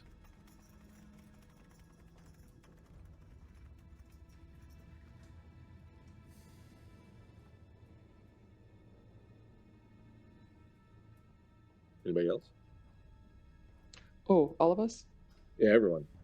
1. Gotcha. I've smelt this smell so many times. 10. Good. Gerontis. 13 under 15. All right. So this wafts over you, and you're like, but you manage to kind of tamp it down. Gerontis, it smells like your fucking socks in the morning. I don't wear socks. And I was gonna besides say, that, did you let one rip, bro? Oof. this reminds me of my first real job building and repairing outhouses when I was 10. Sounds like That a shitty explains job. a lot. It was. It does. I don't know what it explains. It does explain how I know this smell. Yes. Beyond the door, you see a giant pump that is housed in this brick and mortar sort of circular little housing, I guess. And you see copper. That's what I'm looking for. Pipes? Pipes. Jesus. I need an English teacher here. Copper pipes out of there. You do, however, notice as you come close and inspect it that there seems to be some significant damage to it. And it seems to be that someone or something took maybe a hammer or a wrench or something to hit. Like maybe someone was trying to repair it and make it work. And they thought that just banging it about would sort of help. And it's a very fragile thing. Again, the construction of this thing, Miko, is very impressive. But it is quite damaged. You're going to have to do a little bit of repairs if you want to get it going. Dara almost cries when he sees the damage done to it. Almost. Almost. Verena just is angry. There's no sadness. Would you, Vorina, like to give me a crafting roll to see if you can fix this thing? Yep. Can't believe they would have done something like this. Can I assist Verena? You can assist Vorina. I rolled 9 under 12 or 7 under 12 if You're there's good to go. So it'll take you a few hours, but you can eventually kind of get it working again. There was nothing missing. It was just a question of finding ways to bypass certain things and whatnot. So it takes a little bit of time, but you manage to do it. And as soon as you kind of fix it and pull the lever that activates it, you can hear go, and you feel the current around your feet as the water is being sucked out through the system. It's like a turbine system that sort of just shunts out the water out through the pipes at the back. You see the water level lowers fairly significantly over the next little while. It's not going to be very instantaneous, but over the next little while, the next hour or so, you're going to see it go down like a couple of feet up in here. That's good. You've done good work. Captain's doing your job for you, Tertius. If this didn't I'm work, wounded. I'm wounded. I got like an arrow in the foot. Yeah. My pride is wounded. But as often as you run your mouth, you could have sucked this water out of here probably almost as fast. Oh, I said I'm sorry, man. Oh. I'm still mad. All right, we're all here. This is happening. Ah, something just brushed my leg. It's probably just an eel. You're fine. Not a shrieking eel, I hope. All right, let's keep going. So you have a door there. Would you like to go through that door? Yes, I do. All right. Opening the door will require a strength check just to push through the weight of the water that's on the other side of it. If you'd like, I can try that. Not very strong. I got it. Okay. Go for it. I think I hurt myself. Because that felt like a demon. No. Ouch. As you Can I push it? can push it, you got a demon, so something bad's gonna happen. No matter what, huh? Yeah, I think you can't push a demon. Oh, okay. So as you put your shoulder to it, and you're kind of getting ready, and you're just like, all right, I got this. And then you kind of haul back, and just as you're about to ram your shoulder into it, there it goes. That's the side with the hinges, and you just crack your shoulder right where the hinge is, and you can feel it literally like go back and pop out of its socket. Right, block. And then your arm is just kind of hanging there, kind of completely useless. I think it's stuck. Tertius is like, oh my god! Someone want to take care of Gerontis' shoulder? I'll go up and try to give it a shoulder I think it thrust pulls. myself. Okay, turn your arm like this. Okay. Okay, And now don't yeah. move. I'm just gonna pop it. Oh, Got a 5 under 15. All right, so you got the dazed. I'll say you got the dazed status, Gerontis, Good. from the pain of popping that in and out. Do you have Beth? Do you have medicine? You have healing. you. All right, so you don't have to roll it. It's fine. You No. pop it right back into place. But you do take that Perfect. condition, unfortunately, since it was a demon. You managed to push the door, and there's a lot of water caught between those two doors. It's really hard, and as soon as you do, the water just kind of starts rushing in and heads for the pump. It's gonna happen but a you few open the door. times. There's another door at the end of this short corridor. It's going to require not a strength check because now there's no more water on this side, and it opens towards this way. Who's going to open the door? I've got this box. I'm wondering if I should be using it. My luminous surveyor. Ooh. That sounds nifty. I'm just concerned, considering the state that this pump is in. I don't know what else they could have done to everything in here. I don't want any surprises. Mm-mm. I'm gonna take it out and set it down and try this. The luminous surveyor. It's a small box about the size of a shoebox with a tripod. I place it near the door, and it magically scans the area 50 by 50 around. Gives me a blueprint style readout of what walls, doors, and corridors look like. Nice. I would like to also try to, I don't know, maybe I'm being overly cautious, but I would like to also try to do the crafting roll to see if there's any living beings in the area.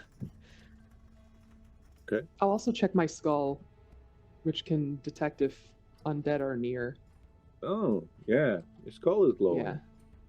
Oh, Oh, uh, this is not great. Just Ooh. so you know.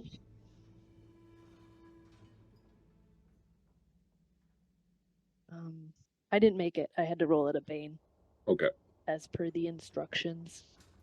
So, yeah, but so the skull is glowing. So, That's something.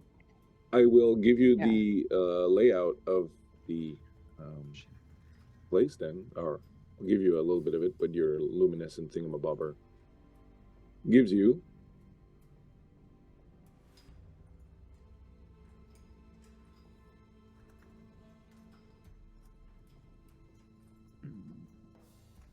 maybe then I'll give you this.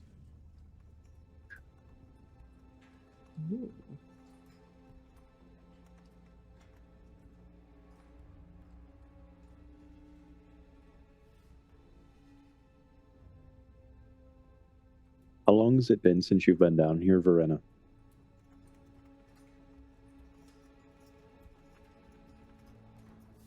You're muted, I think. I didn't hear anything. Been over 10 years. Keep an eye out for things that have changed, maybe. Anything that jogs your memory. Mm.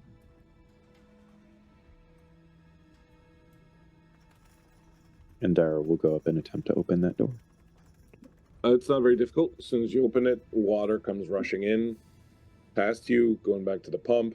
That room in front of you the water level starts to low down a little bit. This is a fairly large room that, as you can see, but there doesn't appear to be anything in it. There's debris floating around. There's a door at the top there, but this room itself appears to be empty. You can do Verena if you want. You can do just do a straight up intelligence roll, and I'll just see if you remember like what this was supposed to be and so forth. Okay, so I'm angry right now. I've got that condition. Yeah, Does that mean so I you're at roll the with a... bane. Yeah. Oh no, that's a demon. Ah, Yeah, so Guys, that come room on. at the top there, was where you were keeping all the tools, all the specialized tools, and so there's probably keys, there's probably tools, there's probably levers, there's probably all sorts of things you might need in there. So it's probably a good idea to get in there. All right. At Verena's instruction, Dara will head that way and attempt to open the door. When you get to that door, it is locked. I will shatter it off of its hinges. Alrighty, give me a roll. just like that. Yep. Just like that. That's a 7 under 15. You shatter the door, and as soon as you do this, huge amount of water just comes rushing out of it, and these skeletons just come pouring out of it and just washing over you. So give me an evade check if you have it, or even acrobatics, just to see if you can kind of keep standing. But you literally start just getting bones and skeletons, and this water is just washing all over you. 16 over 10. You are swamped, and you go under. You guys see him just sort of fall down as this huge tidal wave of water just starts pouring in, and you see these bits of bones and skulls and rib cages floating by and just fill out this room, and the water level in this room rises up by a couple of feet. The pump's going to eventually bring it down, but right now you're all kind of like up to here, and there's like fucking skeletons all over the place. You see a rat riding a skull. I'll stagger over and help Dara up from under the water. So Dara, give me a con check just to see if you drink any of this water while you're under. 12 under 13. All right, you're good. So you, just before it starts to go, and as this water sort of filled with all these skeletons, you actually remember now, Verena, know that's where the people who worked on these tunnels, who died, who didn't have families and so on and so forth, their bodies were kept. Oh, Okay. okay. You are now in this skeleton soup. Dara Ooh. glances into the room, doesn't see any tools or anything, looks back at Vren and says, well, some fuckers got in there and took what you had stored away. It's all on Well, the ground. that is unfortunate. Dara Wait, just like picks himself back up, takes Gerontis's hand in assistance. sighs heavily and starts heading towards the south door. When you get to the Wait. south door, it is not locked. However, because of the amount of water that is in here currently, even though it's draining, it's going to be difficult to pull open. I'm going to need another strength check, or unless you want to blow it off its hinges. No, I'll do strength check. Okay. 15 equal 15. Oh no, 15 under 17. I'm fine. All right, that's good. So again, you blow it off its hinges. There's not more water that rushes. In fact, the water kind of rushes out. You see bits and pieces of skeletons that are just kind of wash by you as they spread out through here. When you step out through here, you can see, interestingly enough, down here, a beautiful, very intricate water fountain. Is that Verena, new? No, so you had, now that you see it, Vorna, you remember that you had it placed there as a sort of symbol of the fact that, you know, this was a waterworks building. And so you build this beautiful little fountain that would sort of water. It's still doing it right now. It's spritzing water all over the place right now. And it was just kind of a little affectation to sort of indicate that this place was a waterworks facility. It was kind of like your little inside joke kind of thing. So it's just a bit of a flourish. It's we can pass this up. Yeah. Let's get to And- the That's nice. business. Would you please, Verena, give me an awareness check?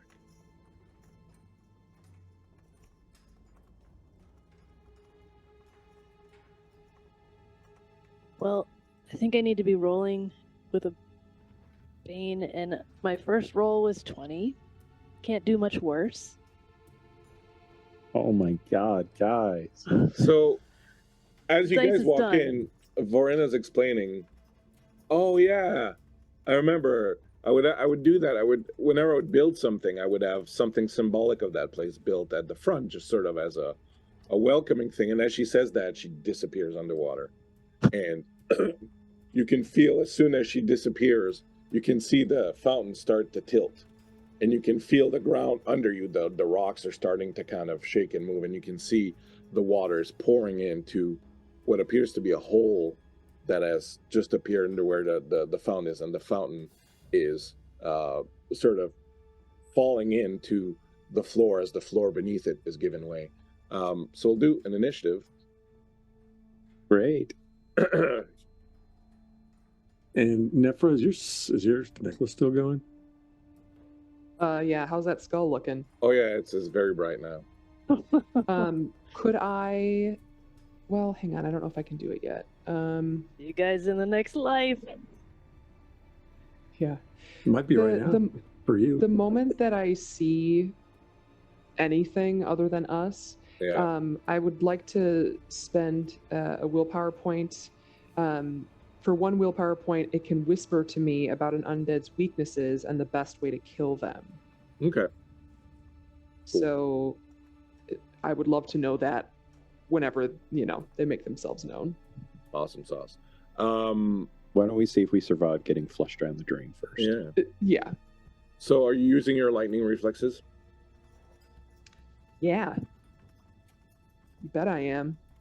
All right. So your choices are, hey, 1 or 10. Oh, I'll go first. All right. Put the 10 back in there.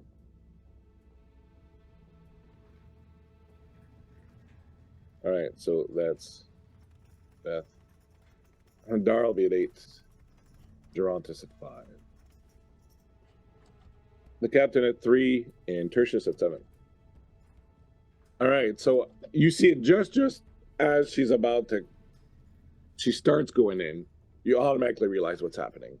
You see her just kind of go under. You see that the thing is toppling. You understand the floor is giving way. What would you like to do? Oh, I would like to grab her. You're gonna move forward Very and try much to grab like to grab her. Yeah, I'll grab her. Yeah. right All away. right, so give me a. Do you have? Let's see what your skills are. I don't have anything. Okay, well, I'll tell you what. I'll let you roll on your evade, but with a 2 Okay. penalty. 2 penalty? Okay, Yeah. that's cool. Come on. Okay, that is a 2.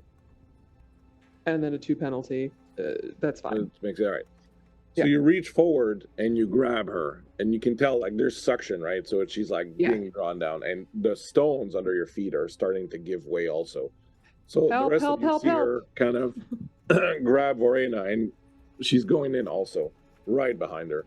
At 3 is Vorena. Vorena, you're sinking in. First thing, I would like you to do a con check just to see if you can keep from drinking some of this nasty water. Sisters to the end. I'm gonna put all of my other d20s away. 1. Yeah, this is my Nice. new dice.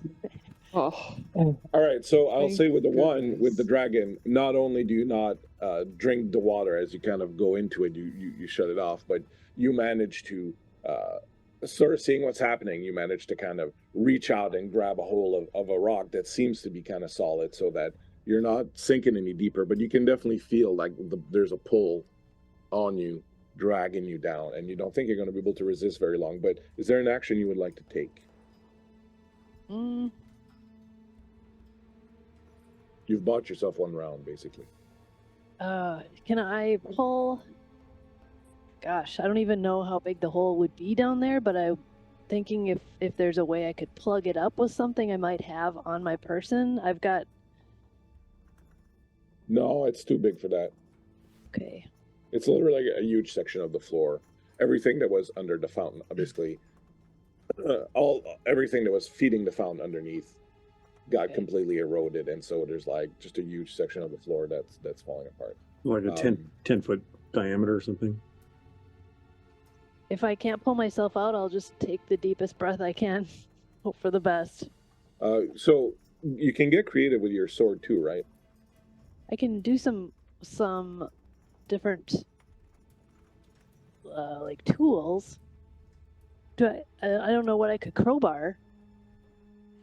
If you did a pick or something that you could kind of hang up, you know. Can I do that into the stone here, like a Yeah. pickaxe, like a mountain climbing type maneuver?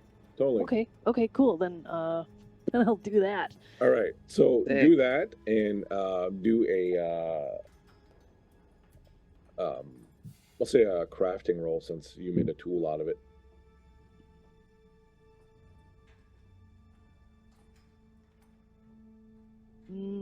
Nope. 13 over 12. Oh, so close. So you make you make the pick and you try to grab onto something, but it keeps slipping off.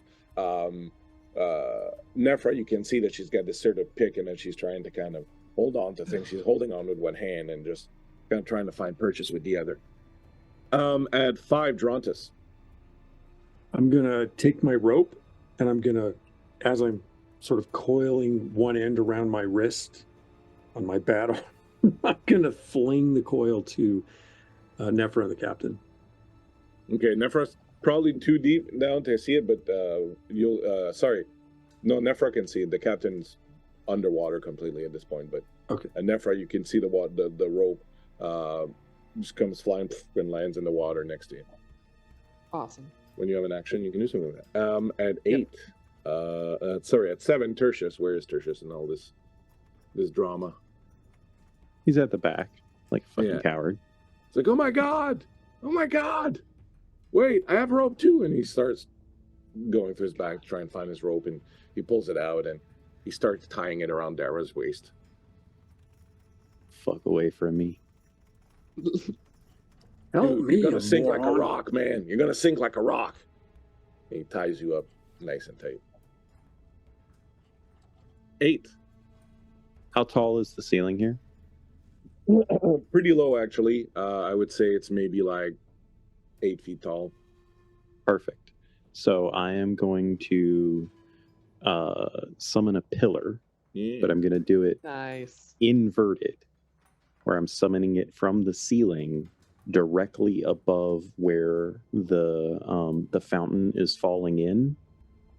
Like it's basically a 3 meter tall pillar, right?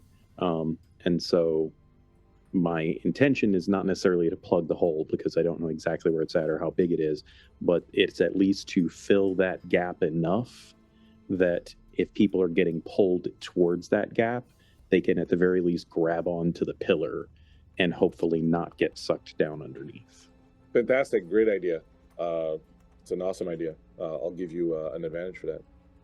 Amazing. 3 under 15. Nice. So you can take an advantage for Nice. use later. So this pillar comes out of the ceiling and just kind of chunks in, and it crushes your beautiful fountain, crushes it, and then it plugs up most of that hole as it kind of sits into it, and the water that's pulling you feel it lessen, like it's like, you know, a tenth of the strength that it used to have, as this pillar is just obstructing most of the hole that's there. And at 1, it's you now. You see that the pillars there, you could probably like kind of hit your pickaxe thing into that now and kind of bite into it if you want. Sure. Yeah. Getting out of there. All right, so make a crafting roll again.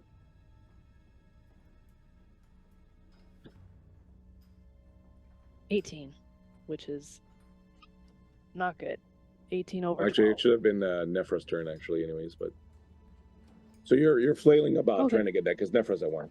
So you're flailing about trying to catch that. Nephra, what are you doing? You got the rope that's there. You see the pillars nearby. Yeah. You got a hold So- on her. She's flailing around trying to. I'm gonna take the rope and pull it and try to get it around at least one of her arms. I don't know how much I can do on one turn, but I want to try to like wrap it around so that it's not just me and her holding on. There's someone holding on the other end. No problem. Um, You can okay. totally do that. And so you what was your roll on your pickaxe thing? 18 over Okay. 12. So it sort of bounces off of it. You can't get good purchase, but now you're feeling that someone's kind of wrapping around you and pulling you up. And then Gerontis at 5. Okay, I'm just I'm being the anchor, making sure that Nephra doesn't fall and but keeping the tension, pulling back in case she tries to move my direction so that there's assistance there. I'm just holding Okay. the line. I'm holding the line. Gerontis is going to step forward, having attached the other end of the rope to himself, using Dara as an anchor, basically. And he's going to come up behind you and start pulling you back. Doing it to 9.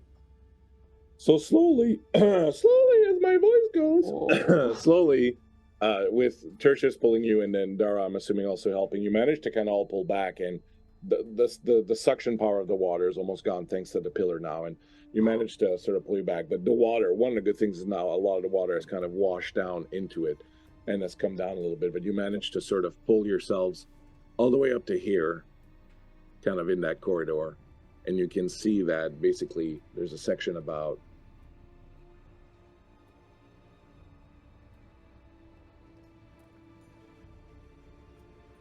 that big of the floor that has just caved in, and underneath it, so what was causing the suction, it's not that it was terribly deep, but there are a bunch of pipes down there that were bringing the water to part of the system that were bringing the water to the fountain, and because they got busted open, all the water was draining out through there and eroding the stone.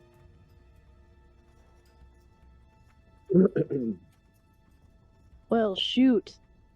Sorry about that, Verena. Um, All right.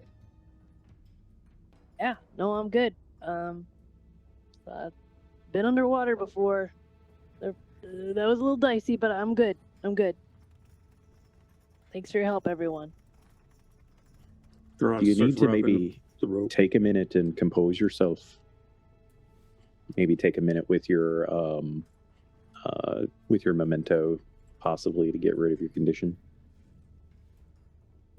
Anyone can interact with their memento for a few Yeah. minutes and heal a condition. That's what I'm going to do, so I'm not It's a dazed. good idea. Also, something I've been wondering, is this the vault?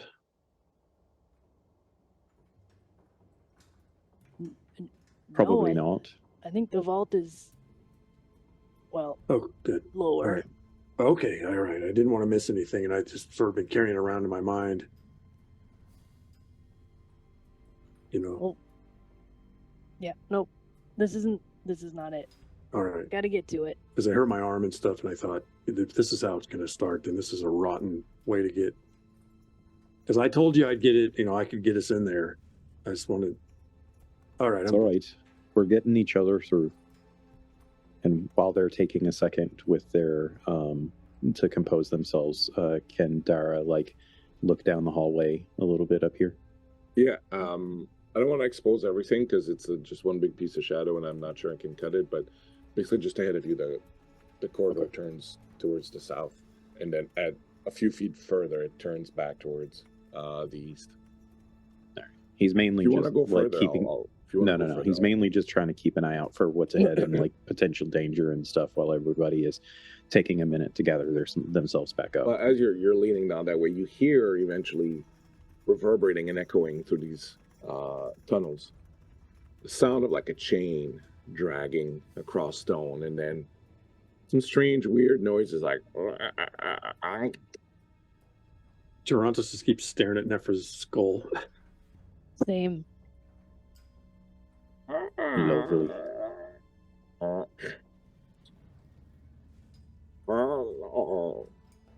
Chain dragging across stone.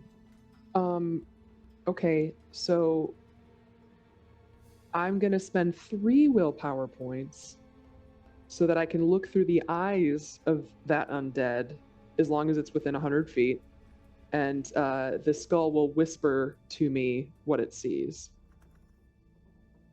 The skull will whisper to you that it is looking upon the beautiful face of an angel child, eroded by water and time, defaced by claws and chains, and around it a few very ugly creatures dragging chains behind them. Jesus. Well, I'll relay that information. And when she does, Varena, this does trigger something. You know that somewhere here near the center of this place, you would have had your family. So the Imperium has never really worshipped gods, but they worship what they call genius loci, which were spirits of places. And your family, the home of your family, the genius loci was supposed to be this young child that had wings, and a sort of angelic cherubim kind of creature. And so, as sort of talisman, whenever you built a place of some significance, you would have a statue of a small cherubim built at the center of it to honor the spirit of the place and ensure its collaboration and its safety. And so you know that somewhere nearby in one of the rooms near here in the center of it there would be such a statue, and that's probably what they're looking at.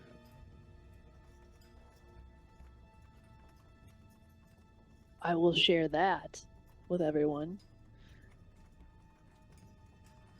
Is that a place we can avoid?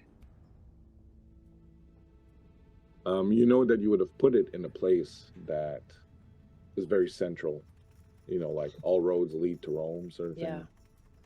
Like probably right outside the actual vault. Or close. If you want to do just a straight up intelligence check to see if you remember where it would be exactly. I don't know what Taking dice out- to use at this point. Taking out my axes. Hey, Oh, thanks, to Andy. Andy for Yeah. donating. Thank to you, No- Andy, for No Big donating. Hungry. Yeah. We each get a healing Your donation, potion. you bought a healing potion for each of the players. Thank you very Amazing. much. Our own producer Nice. kicking in. So you each get an extra healing potion that will heal 2d4 plus 4. Question is, what Thank flavors are they? goodness. That's true. I'll let He Andy gets pick to the flavor. decide. Lemonade. Nice. Strong lemonade. Lemonade. That cool, Thank you, refreshing Andy. drink. What'd you get, Shelly? I got a 19. Over. It's ridiculous. Yeah, A lot so over. You're only in you your can't quite environment. recall. You know, it would be somewhere central and very likely not easy to avoid, but you can't recall exactly where. I mean, it's been 10 years. There's been a lot of whiskey. Memories are all hazy because you remember how hard it was to build this damn thing in the first place. Yeah. That's what We've been happens when trying you drink so- shite whiskey. So after a short rest, we'll say you take a stretch rest. So if you need it, you can recover d6 hit points. I don't think anyone's lost any hit points. So Do we get D6 any hit will? points, and I think d6 willpower that you can regain. And you can heal a condition, actually. So there you go. And now, having rested and having sort of regained your composure, where do you want to go? You could probably walk around that hole if you wanted, if you were careful. It might be safer to go back around the other way if you want to go down to that southwestern corner. But it depends what you want to do. Dara, what do you see over there? Not so much about what I see, it's what I hear. There's some strange noises and something rattled in a chain down this pathway. And I know that a lot of people might think to avoid such things, but we tend to go towards the things that would be causing fear from others or concern, as that's usually the place that needs the most attention. So I'm inclined to go down this path, but Verena's the one leading the way, as she's the one that's been here before. So Verena, you tell me which path we take, and that's the one that will go. I'm inclined to go the way you want to go for a different reason. Well, all End right result is we both go that way. So let's do this. then. Dara just turns heel and starts walking that direction. All right, you're going east. Mm-hmm. So you go east, like I Oh. said. Sorry, I just want to make sure we know I'm following Dara. no problem. So you go east, and it turns right away, and then it turns back. And as you get to that last corner, give me an awareness check. Actually, Word. give me a spot. Spot hidden. Yeah. That is 12 under 14. Right, so that's pretty good, and you can hear the chain sounds really closely by, like you think it's probably just around the corner. I hear it. Dara just walks straight through. He is not sneaky. So when you turn the corner, you see this room. There's a large copper pipe that's kind of running across it. There is a statue right there in the center of this sort of cherubim figure. Around it are 4 tiny creatures.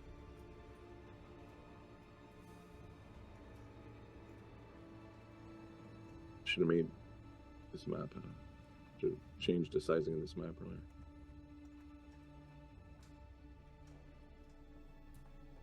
Duplicate, can I just duplicate?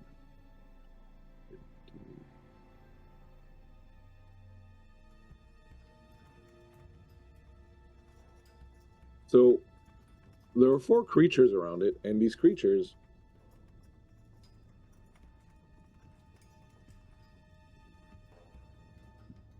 sort of look like this, and each of them has this rusted chain wrapped around its arm that's kind of dangling in the water. They are very clearly not the good kind of infected. They used to be human at some point, but now you can clearly see that not only has the infection kind of spread through their entire body has started to rot away due to being in this climate, in this water all this time. The 4 of them are around this statue, just kind of staring at it and swaying. And their chains are rubbing against the base of the statue. And kind of just staring at it.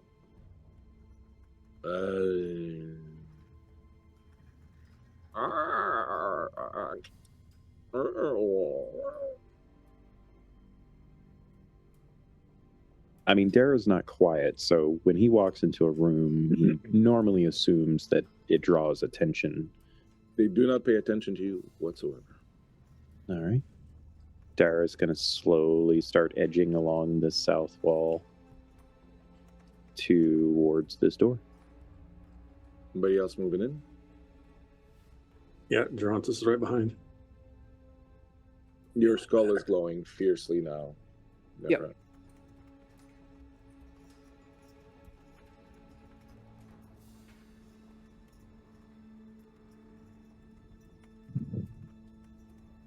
How deep is the water here, or is it down now? It's about at your waist level as you're walking through. So you can see, so the pipe is high, right? So you could duck under it kind of thing. And you can see that there's a corridor that continues over here. So there's a short corridor going down this way if you go and duck under the pipe. And then there's a door there. Dara will look for Rena for guidance on which way to go, but he won't say anything. He'll just kind of gesture, point in the two optional directions. I'll point like straight ahead, meaning don't curve at the door. Just go straight underneath the pipe. When you walk into the room, Verena, you see this cherubim, and one, it's been several years since you really thought about it, or there's been so much going on and whatnot, but when you see it, it brings back memories of one, of being home and your childhood and all that, and also of a time when, like, doing this stuff, building these things, inventing new mechanisms, making people's lives better was what you were doing, even when you were demoted and sent here to dig sewer tunnels and whatnot. Like, you knew that what you were doing, what you were building, was helping people, enhancing people's lives, making lives better. You were, you were a doctor because what you did would prevent so much disease moving forward. You were, a city leader because you were dictating where things were going and you were improving the civic lives of people. And so there's this kind of nostalgic feeling that comes over you. Here you are trudging through this place. I've been feeling very bad for the past few years because you feel that your constructions, what you've done, were used in a way that, hurt a lot of people. But sort of being here, you kind of get back a little bit of that feeling of why you did this in the first place and kind of all the good that it did do throughout the various places that you've done things like this. And perhaps it gives you a little bit of a boon, a little bit of a warmth to the heart, but at least it gives you something to kind of balance out a little bit, maybe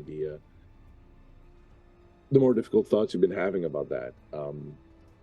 And so gazing upon this symbol of your house and your home and your old aspirations and your old work, I'll say that you also get a boon and advantage that you can use at a later date, as it sort of lifts your spirits a little bit and reminds you of the good work. Verena is very aware of at this moment of the location of her memento, which is a sun coin, which was part of her very first paycheck from the Imperium. She kind of just reaches down and touches it in her pocket and points forward. You move Sorry. ahead then, and just below you there's another door. Can't show you the door per se because I'd have to cut the shadow in a weird way, so we'll just leave it as is, but there's a door right below you, and then there's that door that leads to that other pump up there. And we had already talked about another pump up in this vicinity, right? Yeah, this was one of the ones she remembered, so it's that's why it's visible.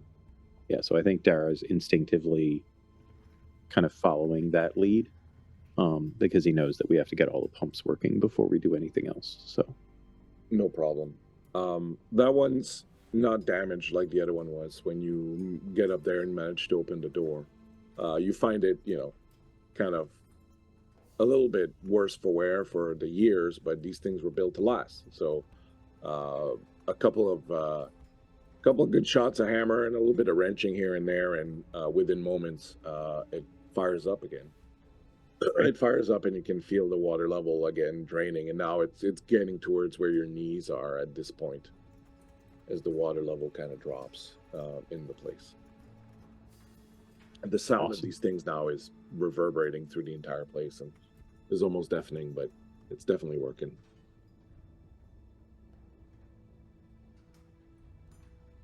And about how long does it take us to do these repairs? You said a couple of quickly, hours. That one, maybe 20 minutes or so. Doesn't Oh, take okay. long. Yeah. Cool. Well, I guess we gotta go south.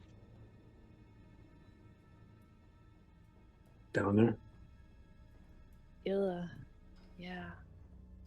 At least the water level's gone down a bit. It's not gonna be so deep now, but I noticed that. still gonna be deeper. So there's another door there. That one is reinforced steel. It is locked. Well, while we're repairing, Verena could be working on the lock, right? Yeah.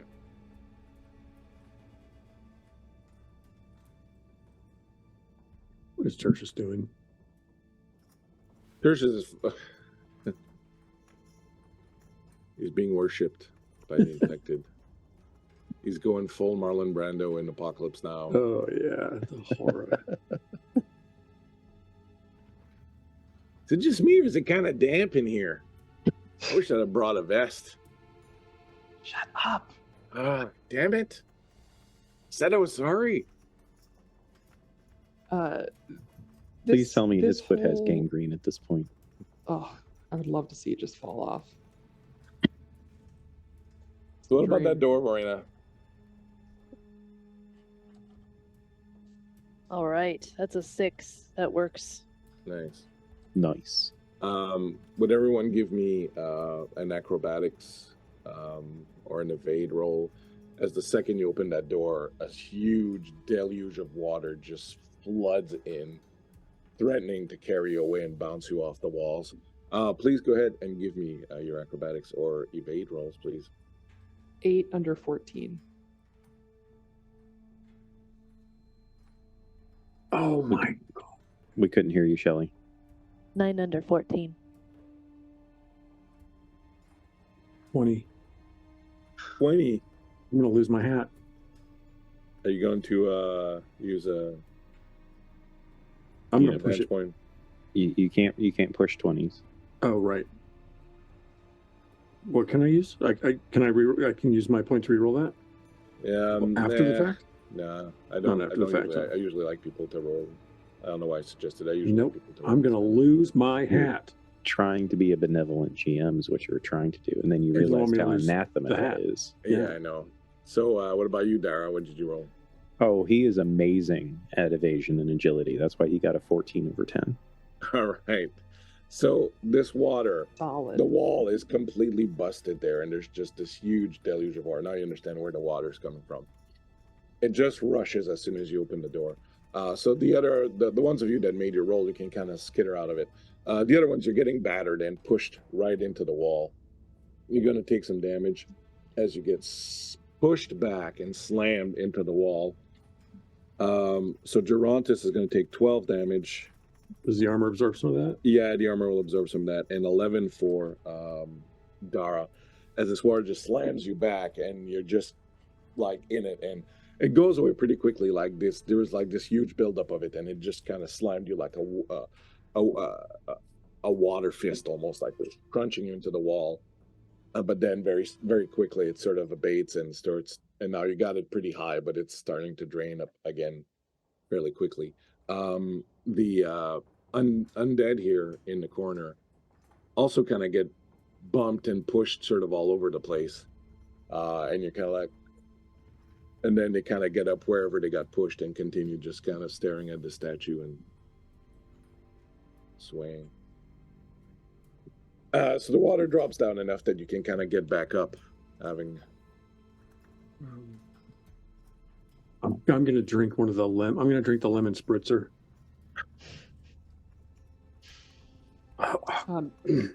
Nephra's feeling fairly useless down here, which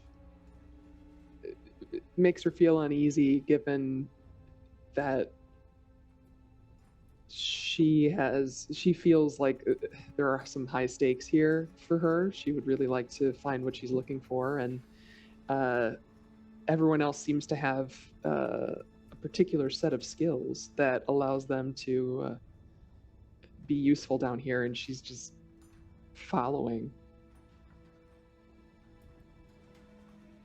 As is Dara's lifelong motto, stubbornness is a skill. When you get into that little corridor, you can see that the wall is completely crumbled, and there's like a natural sort of underground lake or something, and that's where all the water's coming in from the outside.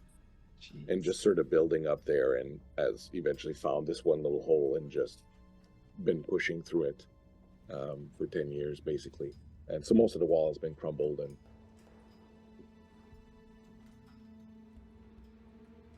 But there's a door at the southern end. All right. Dara will- Go ahead. Dara do you will want- move down to take a look at that door after getting his feet back underneath of him and cursing at himself for getting tossed around by water. You have languages as a skill? Fuck no. There's a sign on this door. Can I look at it? I have languages. It's in the Imperium tongue, it says tool shed. I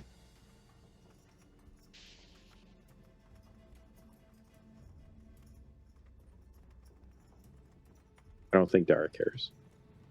He's just checking out the door to see if it's like gonna open or not, or if he needs to blow You it should off be its able to hinges open because it. he's pissed. You should be able to pull and open it. You pull on the handle, and a little bit of water rushes in, but you find yourself in this little room, and you can see rotten racks of tools, tables, everything just kind of completely rotten to waste. There's, bits and pieces that are still left, like things that were made of metal, like hammerheads and chisels and crowbars and things of that nature. But everything else is pretty much kind of rotten and falling apart. And you see down there at the bottom that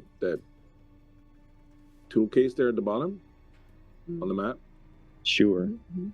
See that? So that was me this afternoon trying to finish this map and going, I need to put some tools in the tool shed. And that was the first thing I put, and I got interrupted at work. And I never got to go back to it. And when I downloaded it tonight and put in Owlbear, going, oh, fuck it, I won't have time to put the tools. I saw there was. That's what work does to you. When you try to make maps at work, this is what happens. I mean, they're the right size to be working on pipes that big. So at the bottom, there are 3 doors, one rather massive one, and 2 small ones on either side. Any idea which direction the pump is, Verena?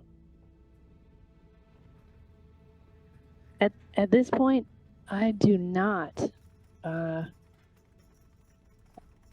What's the likelihood of it being the big door? I don't. The likelihood, I feel like the big door might be something. I don't know. We're gonna have to probably try it though. All right, well, I'm just going to take this counterclockwise then, and he moves to the west door. You find it's got like a kind of a locking mechanism that you sort of open like that. When you open it, you find what appears to be a set of controls. There's a giant wheel that would take two people to kind of spin, and then there's a bunch of other controls you don't understand, dials and gauges, all sorts of things. There's a bunch of different pumps that are kind of connected to this. And Varana goes, yes. More feminine. Yes. Yes. So Okay. these are the main pump controls that will basically start the whole evacuation of the water. Not throughout the entire city, but through a good chunk of it. And probably get most of it dry if you can get it working. I think this eastern Alright. door goes outside. I'm gonna get to work on these controls. Should I hold off on opening the big door until you're done? Or do you need any help? What can I do for you, Verena? Let's hold off till I get this running. All right. If Then. I can get this running. All right, You can so do it. getting I can do back it. in front of this machine, you remember everything about it. You remember it's all just kind of coming back to you. It's been 10 years, but it's like, driving an F1 car. You'd never forget. You look at all the dials, look at all the gauges, you touch them gingerly, perhaps.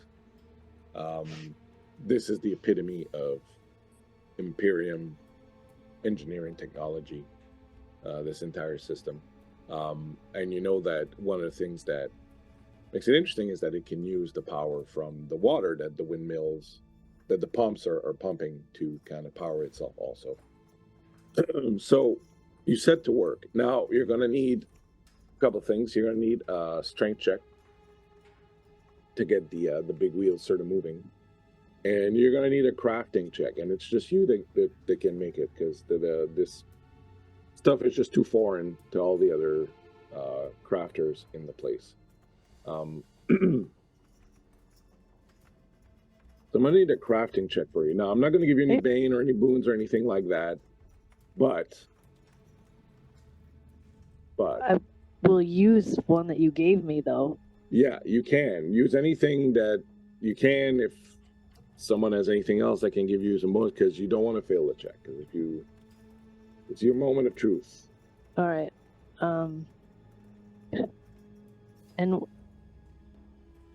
And it's sorry, what did you say it was going to be? A crafting?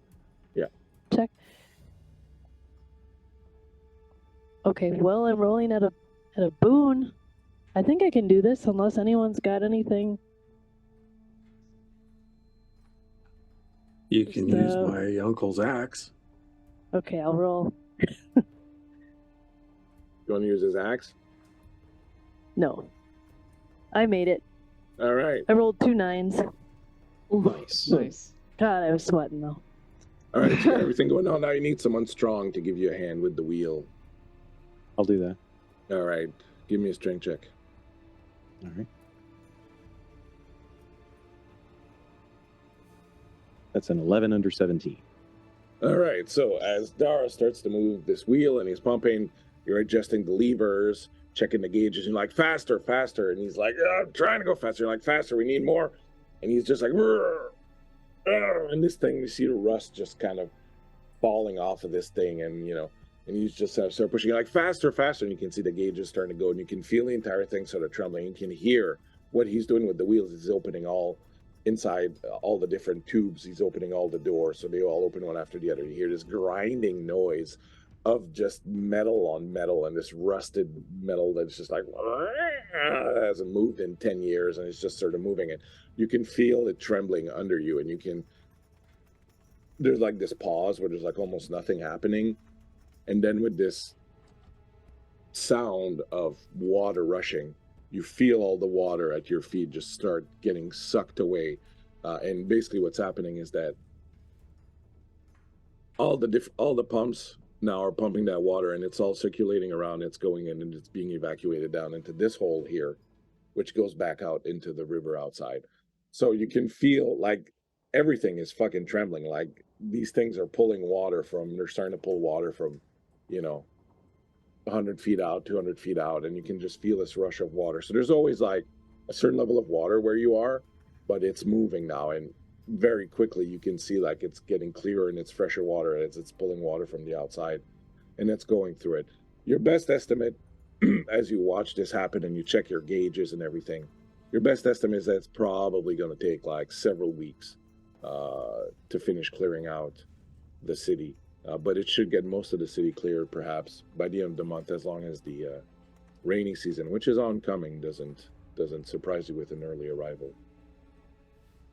But this trembling, this machinery working, this is what you live for. Like the machinery doing what the machinery is supposed to do. The human mind sort of imposing its will through tools, through machinery, and changing the world around itself. In this case, for the better.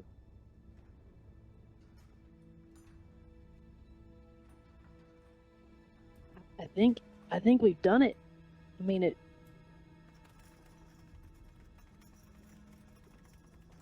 Isn't there another least- pump that we have to fix?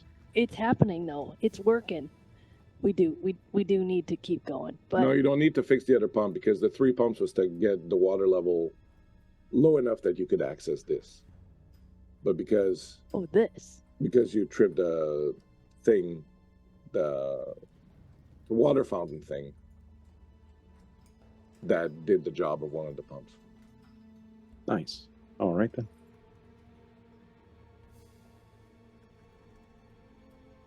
So, what do you do?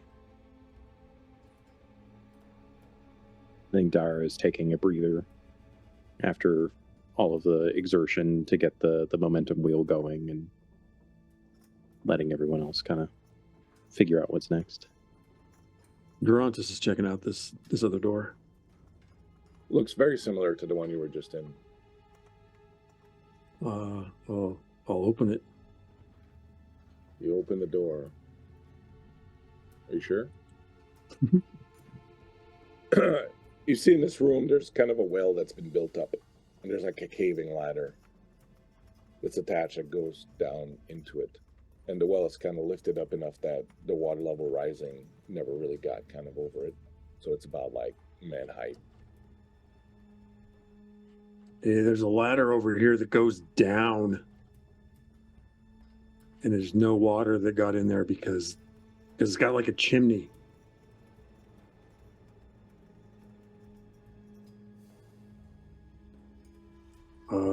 I can't see very much beyond that because I don't.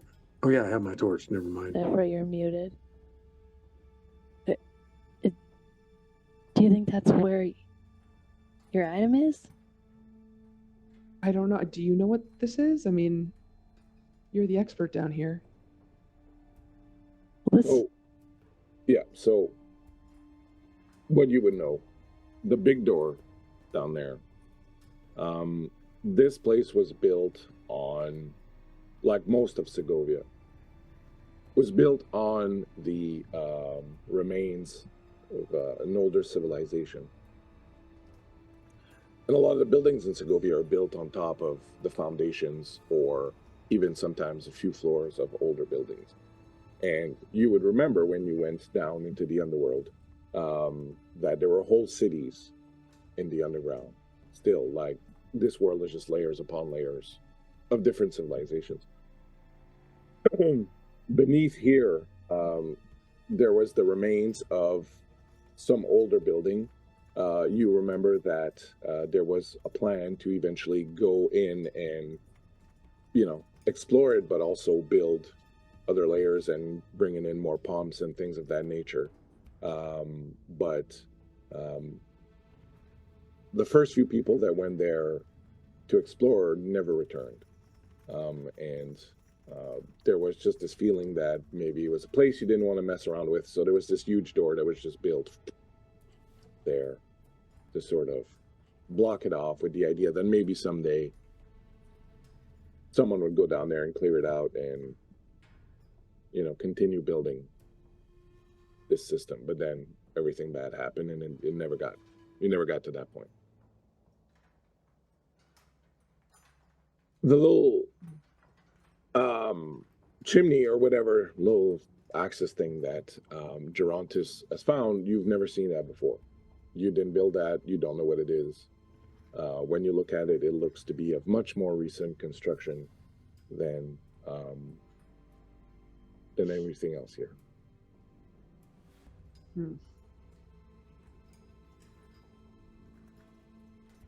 I'll for sure tell everybody that. People will be making some changes in here.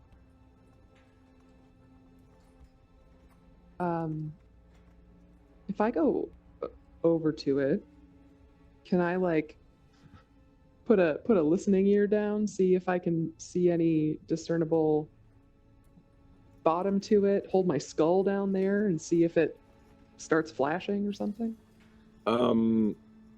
You see that not too far down below, like maybe 30 or so feet below. Barely you can see that there's a like a flagstone floor. Well, so this chimney looks to be like a tube that's kind of been built. Yeah. Between the two floors, kind of thing. Verena, do you need help still with everything? Is it all okay? Barring any major catastrophes, I think it's moving along just fine. Okay, then I'm gonna just pop down this hole, see what's going on there, and I'll climb down the ladder. You want me to lead the way with the torch? Sure, why not? All right. I guess seeing would be important. It helps. So you'll climb down the ladder, and it goes pretty much all the way to the bottom, so it's safe. When you come down, you find yourself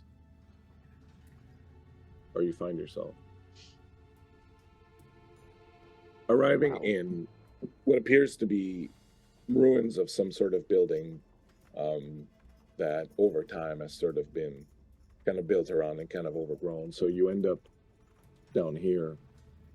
If I can just find your,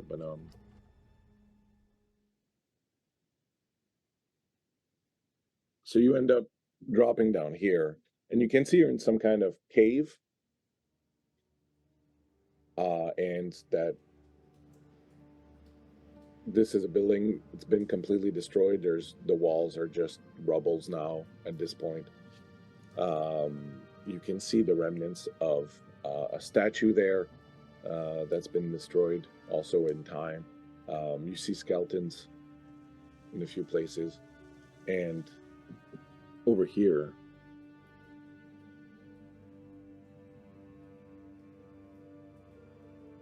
shining through the floor, you see the beam of the light.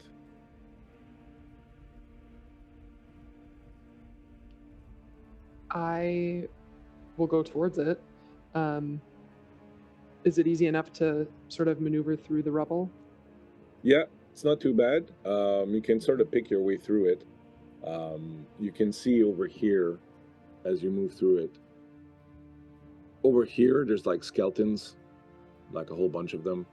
Like people maybe trying to go in through here. Like they're all kind of dead in a row here. Mm-hmm. And you can see there probably used to be like an entrance of some sort here, but it's been caved in. Yeah, and I'll have my bird skull out the whole time, just waiting to see if it goes haywire. But I'll just kind of try to make my way up. Your skull is glowing brightly. Does it get brighter as I get closer? No, it stays pretty much the same. Okay. Is it the same as it was upstairs? The skull?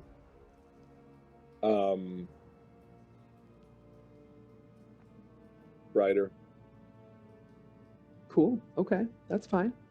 Did anybody else Um, go down, or is she alone? Well, Gerontis led the way actually with the Okay. light. mhm.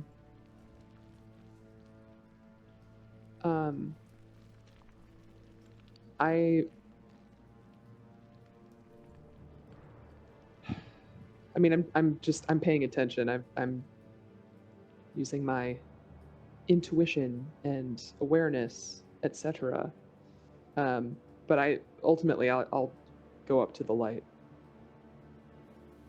So it's clear that it's emanating from under the floor.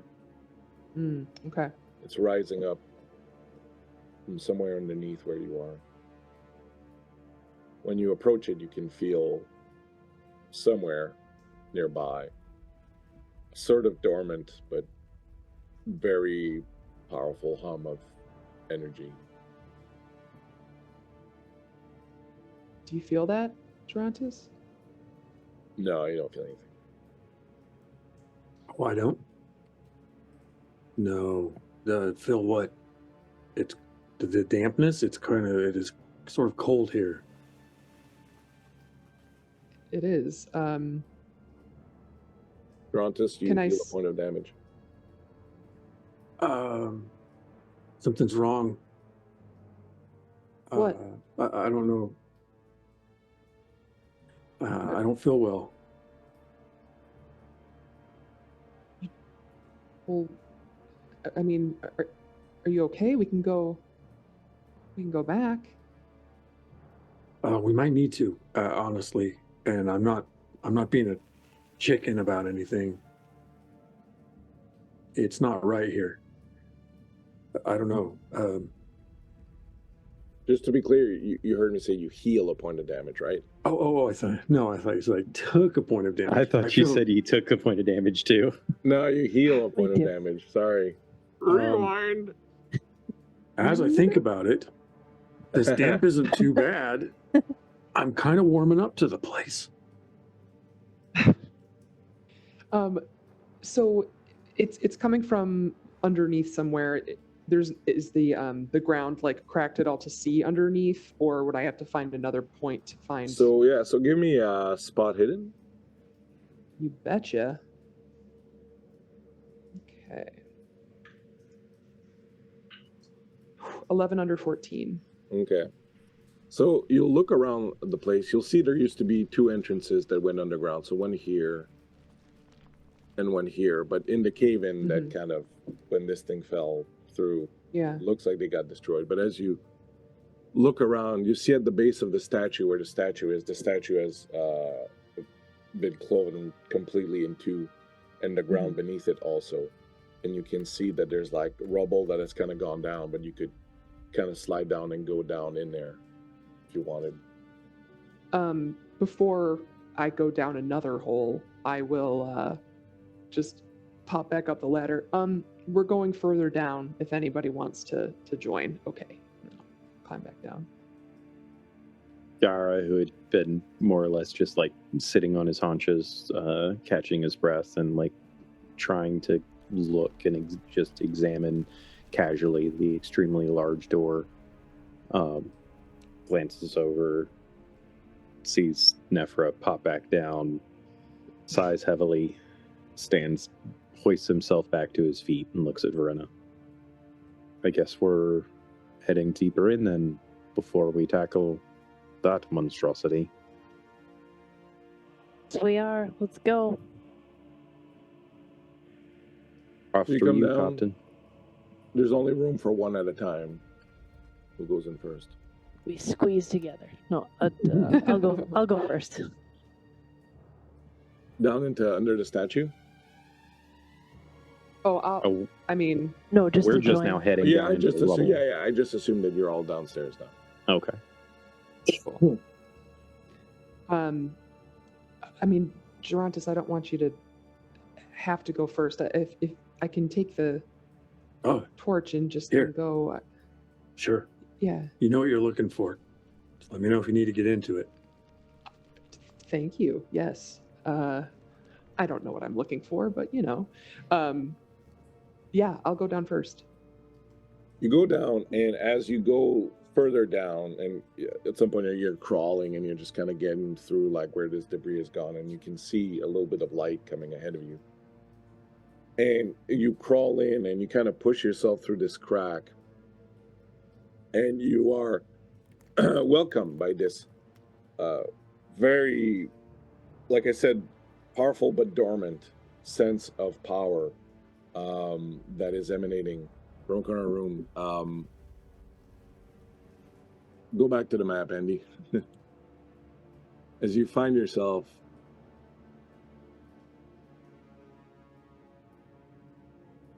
crawling in, entering this ancient room that is littered with skeletons, the skeletons of warriors from 1,000 years ago.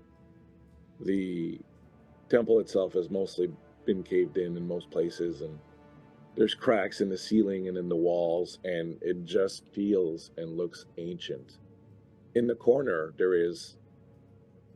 you can partially see the sort of giant monolith that is apparently even goes down even deeper into the earth.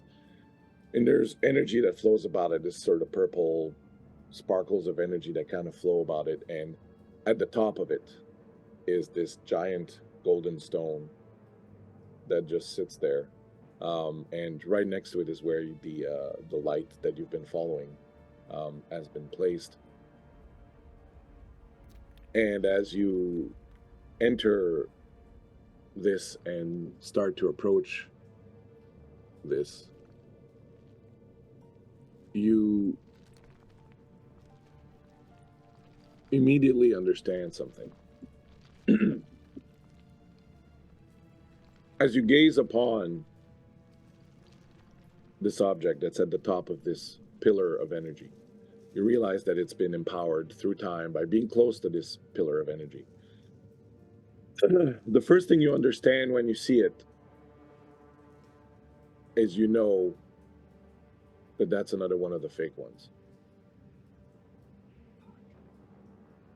It's not the real essence that was taken from the others.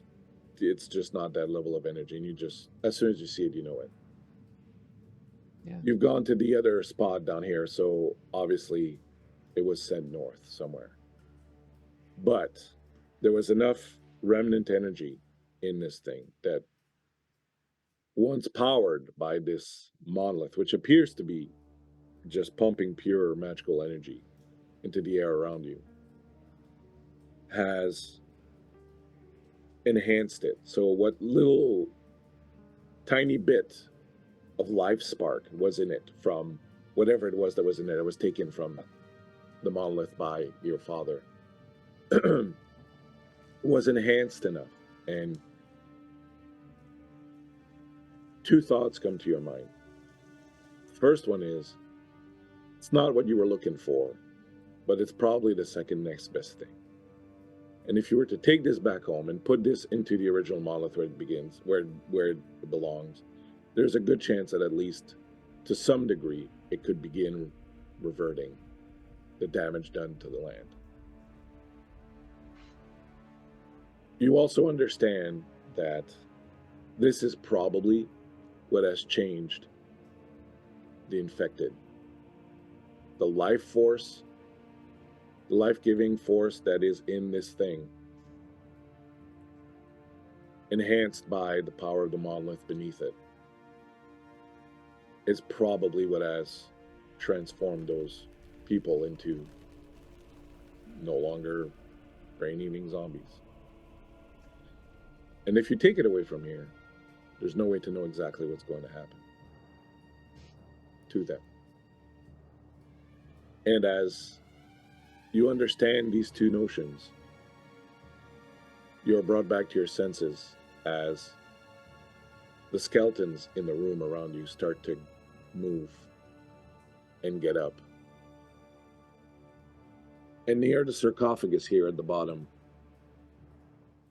this thing that looks like this weirdly shaped sort of sarcophagus sort of opens up and starts to break apart. And from it emerges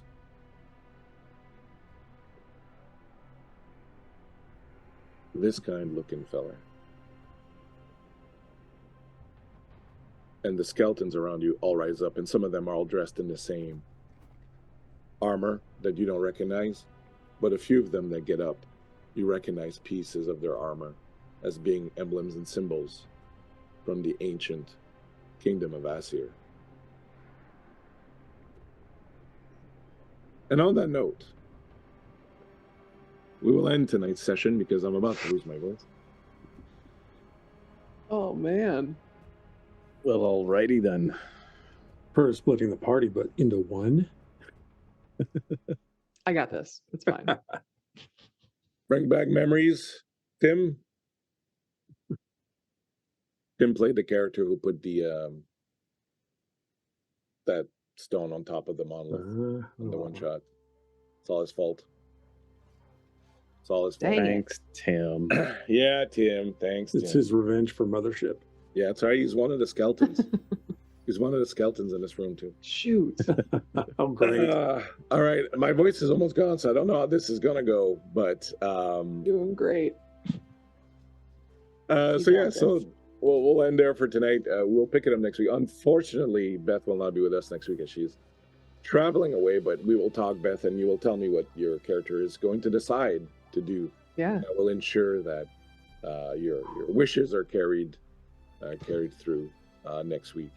Awesome. Whilst you're away enjoying, my city. Yes. That'll be interesting. Fine metropolis of Montreal. There you go. The poutine you can handle. All right. Let's go around and I'm dead. My voice is gone. Let's go around and do some outros here. Why don't we Yeah. start with Beth? Hey, I'm Beth, V Beth. You can find me on social media at Beth Masco. I also do stuff over on the Wanderer's Haven channel, so come check out all of the cool things that we're doing over there. Also participating in the No Kid Hungry streaming event charity situation. There's some fun stuff coming up over the next week, so take a look out for that. This has been a ride. I'm excited to decide what Nefer will do and I guess seal the fate of the rest of the party and maybe the world. No big deal. No big deal at all. I'll kick it over to Shelly. Hey, sister. Hey, what up? What up? Shelly. Getting a new microphone tomorrow. You can find me on Twitter at Real Flea Monkey and Flea Monkey in the chats. I'll be here next Thursday. I'll also be here next Tuesday for Greyhawk, and I'm also doing a little Pathfinder over with Tythalanos on his channel on Wednesdays. You're not busy. No. Nope. That's yep. It's great. All right. I'm done. Thank you very much, Shelley. In order to preserve Christian's voice, we will just keep on rolling. I have been Nico. This has been a blast. I got to play Dara once again. I cannot wait to play him again next week in the finale of dealing with whatever this Seventh Scholar asshattery is. You can find me online, all the socials and such at the_cast_GM. Links are in the chat if you're all interested in homebrew or streaming or gaming or all of the various things that I am interested in. Please feel free to hit me up and let's chat about those things. You can also catch me over at the as part of the production team over at the Wanderer's Haven Twitch channel.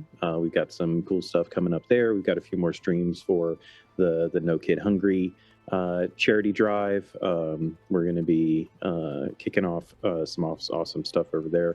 WH Pubs is the Twitter for that, and you can find out more. I'm sure that between us and Phoenix Wacky and SAG, there's going to be all kinds of cross-promotional stuff going on because we've got a fair number of streams happening in the next couple of weeks for this charity thing, and it's going to be awesome. Ty, why don't you actually tell us a little bit about what's going on for you? Because I think you're kind of busy right now. A little bit, yeah, not to one up Shelly or anybody else, but there is stuff going on. Let's see. In 2 weeks here, we have Morkborg again returning, and I'll be running that. Also, we've got KublaCon coming up in Burlingame, California, where Adventure Sling will be there. Adventure Sling being my company that is producing New of Arden. We are excited to say we have a soft launch of our pre-launch page on GameFound. You can go there now and follow us for updates if you are so inclined to do so. We are very excited to be in the funding to produce stage now, and we're so close to having this game all put together and ready to go. In light of that, there's gosh, what else? There's a final session or two coming up on Rainbows and Razor Blades where we are actually demoing New of Arden, and I am a player character instead of the GM for that one. So that's my first time actually playing my own game. So that's fun going on as well. That's always fun. Yeah. If you want to know more about that, you can find us at adventureslang.com. Love to see you there. You can also follow there for information, or just come say hi to me at Dungeon Mr. Ty on Twitter, or other social medias. And yeah, I am Gerontus here, the great cabinet maker, and not too great at just about anything else. But he's really good at dowels. Don't sell yourself short. I can taste test healing potions. I'm good at that. And you definitely rolled the most dragons tonight. So, you know. Yeah.